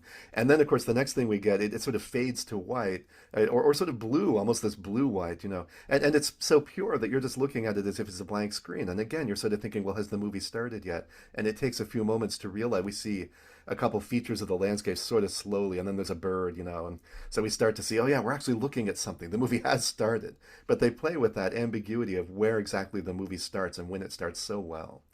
And of course, the title card, in a way, up to this point, and we've talked about this every time we've talked about one of their films, they've had sort of either a monologue by a character introducing it, often an off-screen character we haven't met yet, but giving their little spiel about Emmett Walsh, in the Blood Simple, doing his little this is Texas down here, you're on your own spiel and so on, right? Or you've got something like in Barton Fink, or where there's somebody on stage reciting some of Barton Fink's lines, or Miller's Crossing, where one of the characters, the John Polito character, is giving his little speech. But one way or another, each of these films is somehow introduced by this little speech in a way that kind of sets the agenda and tells us what it's about. And this is the first film where we don't have that, but what we have in place of that is the title card. And the title card's interesting because it's not attached to anyone in particular. All those other things are attached to some particular character, though again, we haven't met them yet, but we will. But in this case, who is speaking the title card, right? Whose language is this that we're looking at? And what's interesting is that rather than being suspicious of it and thinking, well, it's not attached to anybody, what authority does it have? Why should we believe it? It's sort of the opposite. We tend to take it as authoritative because there it is just hanging in space. And the natural reaction is to think this must be true. Why would this be here if it wasn't true? And I think that's very interesting. Yeah, I agree. And I think I agree with what you were saying too, Robert. Yeah, I think that sort of elaborated on what I was trying to get at with this idea of, true fictions. But tell me if you go along with this. This is just a thought. I'm not sure I agree with it myself. But so the film comes out in '96, and the Trump first election is 2016, right? So it's 20 years later. And what you're saying, Troy, has to do with like this idea of like sort of exploding expectations, challenging them, playing around with genre. It's like, hey, it says it's a true story, but it's not a true story, and that calls us into question about the authority of scripts and what stories are trying to tell us. And that might have been kind of subversive in 1996, but in 2016, it's not. In fact, you could say like, oh, that view has now become common, that what's claimed to be true is nobody thinks of it as true, or wonders more about it's, I don't know, its emotional impact, or we all know it's just a story and isn't to be taken all that seriously. I mean, the idea of saying that it's a true story is supposed to give it a kind of a gravitas, but we've now moved into a world where there's no gravitas and there's no depth, and there's truth is contingent and relative and temporary and perspectival and all this kind of stuff. It might have been one thing in 1996, but different in 2016. I don't know. What do you think about that? I'm going to say something that might sound crazy, which is I think that's the opposite of actually what's going on. I think it's more subversive now. And the reason I claim that is this, because the Coen brothers, while I use the word undermine, and maybe in a way I shouldn't, maybe it's important to be clear about what I think they're trying to undermine. They're not arguing for some sort of relativism or something like that, right? The last thing they're saying here is, oh, there is no truth, it's all just stories, right? I think their position is the opposite. There are facts about the world, there are things that really happen. Stories are very entertaining, but they're also very dangerous because they can misrepresent those facts. And so what they're trying to do, I think, now I could be wrong, obviously. How are you going to find out? You can listen to their interviews and stuff. Well, no, you can't trust them, right? They're so playful, etc., with the truth. They're always doing this. But I think that they are trying to get us more careful and to become more skeptical. And for instance, to say when somebody says to us, hey, this is a truth story, they want us to say to ourselves, is it though? What reason do I have for really thinking that? Not because we're supposed to think again that nothing is true and there is no truth, but because the truth is something that's really difficult to get at. That's what they're trying to teach us, I think. That's taking them in a sense to be quite didactic, but I do think they're trying to get something across, not just in this film, but in a lot of their films. So really, culture has gone in the opposite direction from the way they wanted it to. And the sad irony might be that this film might have contributed to that. It wasn't their intention, I think, but it may have had that effect because Interesting. You can't control how people take your work. I mean, can I just follow up and say, I mean, I really like that, and it does sort of sustain a line of interpretation I was thinking about, in the sense that, so in the film, what you're getting is falsehoods that become true or are true. Like, it's a fake kidnapping that becomes a real kidnapping. It's something that's not supposed to really be dangerous, but it becomes dangerous. It's going to be it's a charade, but then it's not a charade, and that's part of what Jerry's problem is he doesn't understand the risks and the damage and the threat that can be produced by these kinds of charades. Although, I mean, I do find it a little, there's a part of me resists this idea of the didactic, defenders of truth and justice out of the Coen brothers. I don't know, they seem to be part of the age of irony that, challenges all that. And I think like there's a lot of people today, and maybe myself included, I don't know, but that, felt like, oh my gosh, all that went too far and it brought us Trump or something like that. And now we have to return to really defending facts and truth and science and reality. You see these yard signs, and think like, no, you got it exactly wrong. I mean, all that proved that the contingency people that were right all along, and I mean, we're right. That's right, but that it's not something to be resisted. In fact, it kind of validated where things were going. I don't know. We don't like it because we're on the wrong side politically, but it doesn't show that it had no bearing on human existence. I don't know. I again strongly disagree, and I love you, man. But and as far as irony goes, I would only say that if we look at history, a lot of the great ironists, including the ones we remember and still think about and read today, were defending this view of the truth. They weren't attacking it. Again, they weren't arguing for postmodern relativism or anything of the sort. Socrates will be the example that I'd mentioned, but I think there were many others along the way. People using irony not to undermine the idea that there are real facts, but to make us more intelligent and sophisticated about the way that we approach those facts so that we don't get the wool pulled over our eyes, basically. Well, what about my reading of Jerry? Was part of his problem, that he didn't understand the danger of the fake. Yeah, I certainly agree with that version of, or that idea about Jerry. I don't think Jerry understands much of anything. He's completely fluid.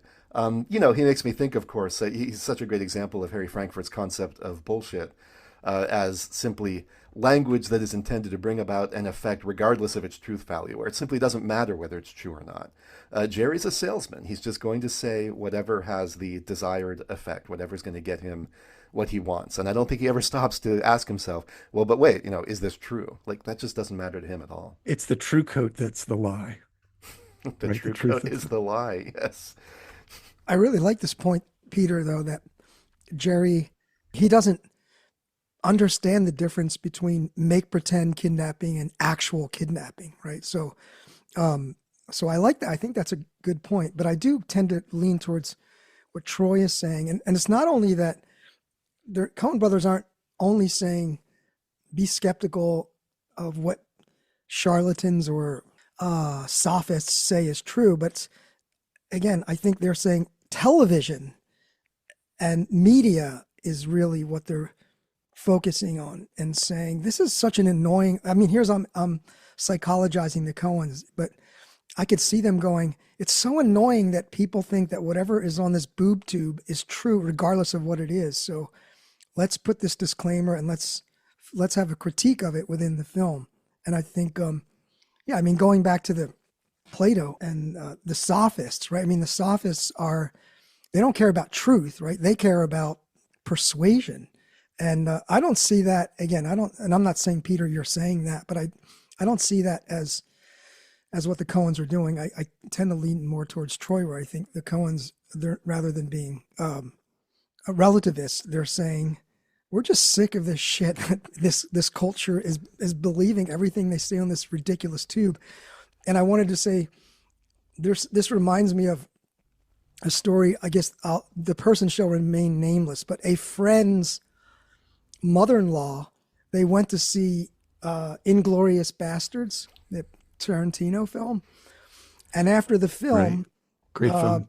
I think it's arguably his greatest film, but I agree. After the film, they had a discussion, and my friend's mother-in-law said, I didn't like that film. And they said, why? And she said, because that's not how Hitler died. That's not what happened. So that was, I always thought that was, but here's the thing is that sentiment, I bet you a lot of people, when they heard that it really wasn't a true, when they read that title card, they probably got pissed off, or they felt cheated in some way, or they felt deceived. Like, why did they do that to me? And I think that sentiment probably may be more common than the three of us think, but I'm just guessing. But has there been a shift since '96 on that? Like your friend's mother, she's like, our generation probably, or older generation. And, but do younger people really care anymore? Or is it, do they really think it's real when they see it in a movie or a reality TV show? I'm not sure they think anything is real, which terrifies me. Yeah. I think I would lean 180 on that. I would say they believe everything they see on TikTok and Instagram. It's all true. It's interesting. I heard just the other day, I heard something the other day. Again, this is showing my cultural ignorance. Was the show that Donald Trump was on, was it called The Apprentice? The Apprentice, yeah. Okay. So I heard, I heard on the radio, as if this is factual, but there was someone who had worked on the show and said that they would film all this film, and they would in the editing room, they would put it together such that it was Donald Trump was sort of being coherent and saying you're fired or whatever, that a lot of that was created in the editing room. And I think it's ironic that that particular program kind of Wow, yeah. it shot his star to the forefront of people's minds, and when a lot of that was, like I said, even with these shows, like these reality shows, it's a creation in the editing room.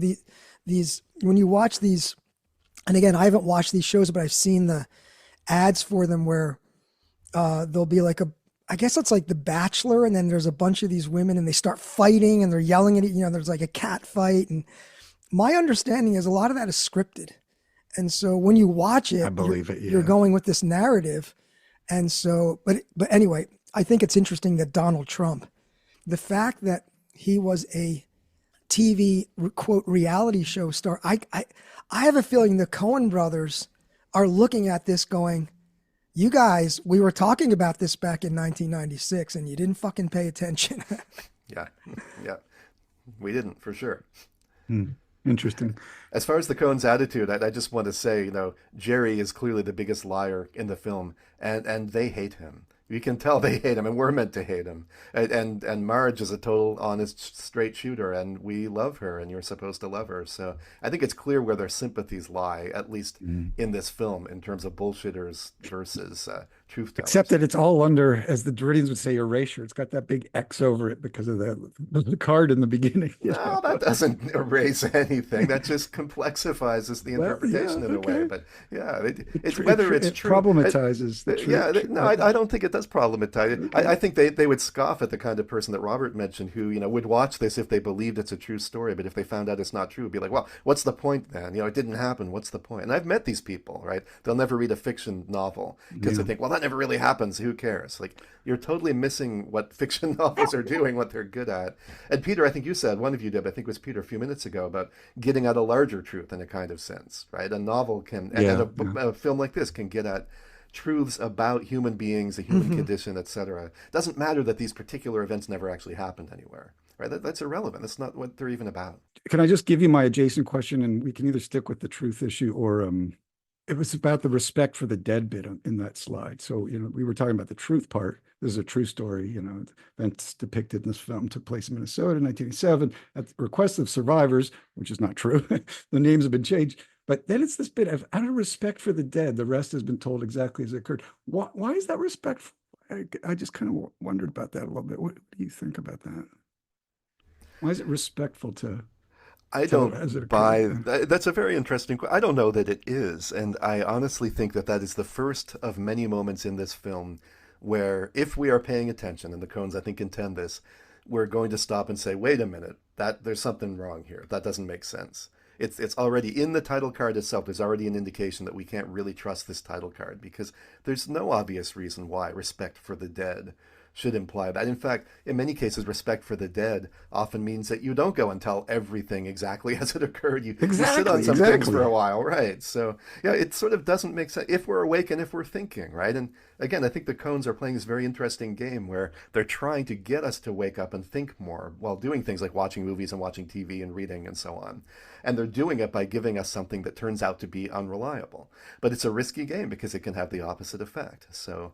But I think, that there's so many moments in this film, right? I mean, I think of the moment when they take Jean to the cabin and we talked about this earlier, she's running around in the snow and falling and Carl is laughing. Think about, does this make sense? Now, we're not thinking about this the first time we watch the film, I'm sure, but does it make sense that this would come out if they were telling things exactly as they occurred? I mean, Jean is dead. Carl Showalter ends up dead. The only person who would even have known about this would be Grimsrud. Do we think that Grimsrud later on gave a detailed account of everything that happened? Like, we got to the cabin and Jean started running around and Carl was laughing. Like, he doesn't talk at all. He's not going to say that. It makes no sense to think that we would even know something like that. And so many of the events of the film are such that really if they had really happened, there's no way we could have come to know about them, or it's very unlikely that we would. The whole framework of, we're telling this exactly as it occurred, just it doesn't make any sense given what we go on to see in the film. But neither does it make sense in any traditional film That's and right. It television, really right? never makes sense. So Right. again, it's like a meta commentary. Like, don't believe everything you see. And even if it were true, it wouldn't be respectful to depict That's all right. that. That's right. You wouldn't want to show that to the world, that ignominious way that, Jean died. I think that's not respectful. Here's a way in which you might think, out of respect for the victims, they deserve to have their stories told because they're not here to confirm it. So there's a sense in which you might go, the victims, they deserve their story to be told as accurately as possible. And that's a form of respect. No, Yeah. I get that. That does make sense. But when I think about how this is filmed, and again, I think the Coens are trying to get us to think about something. The kidnapping of Jean is filmed in a way that is, it's terrible what's happening. It's also very suspenseful. It gives the audience a kind of pleasure to watch it happening, the way that it's set up. The killing of the cop, the car chase, etc. These were all suspenseful, and we enjoy it.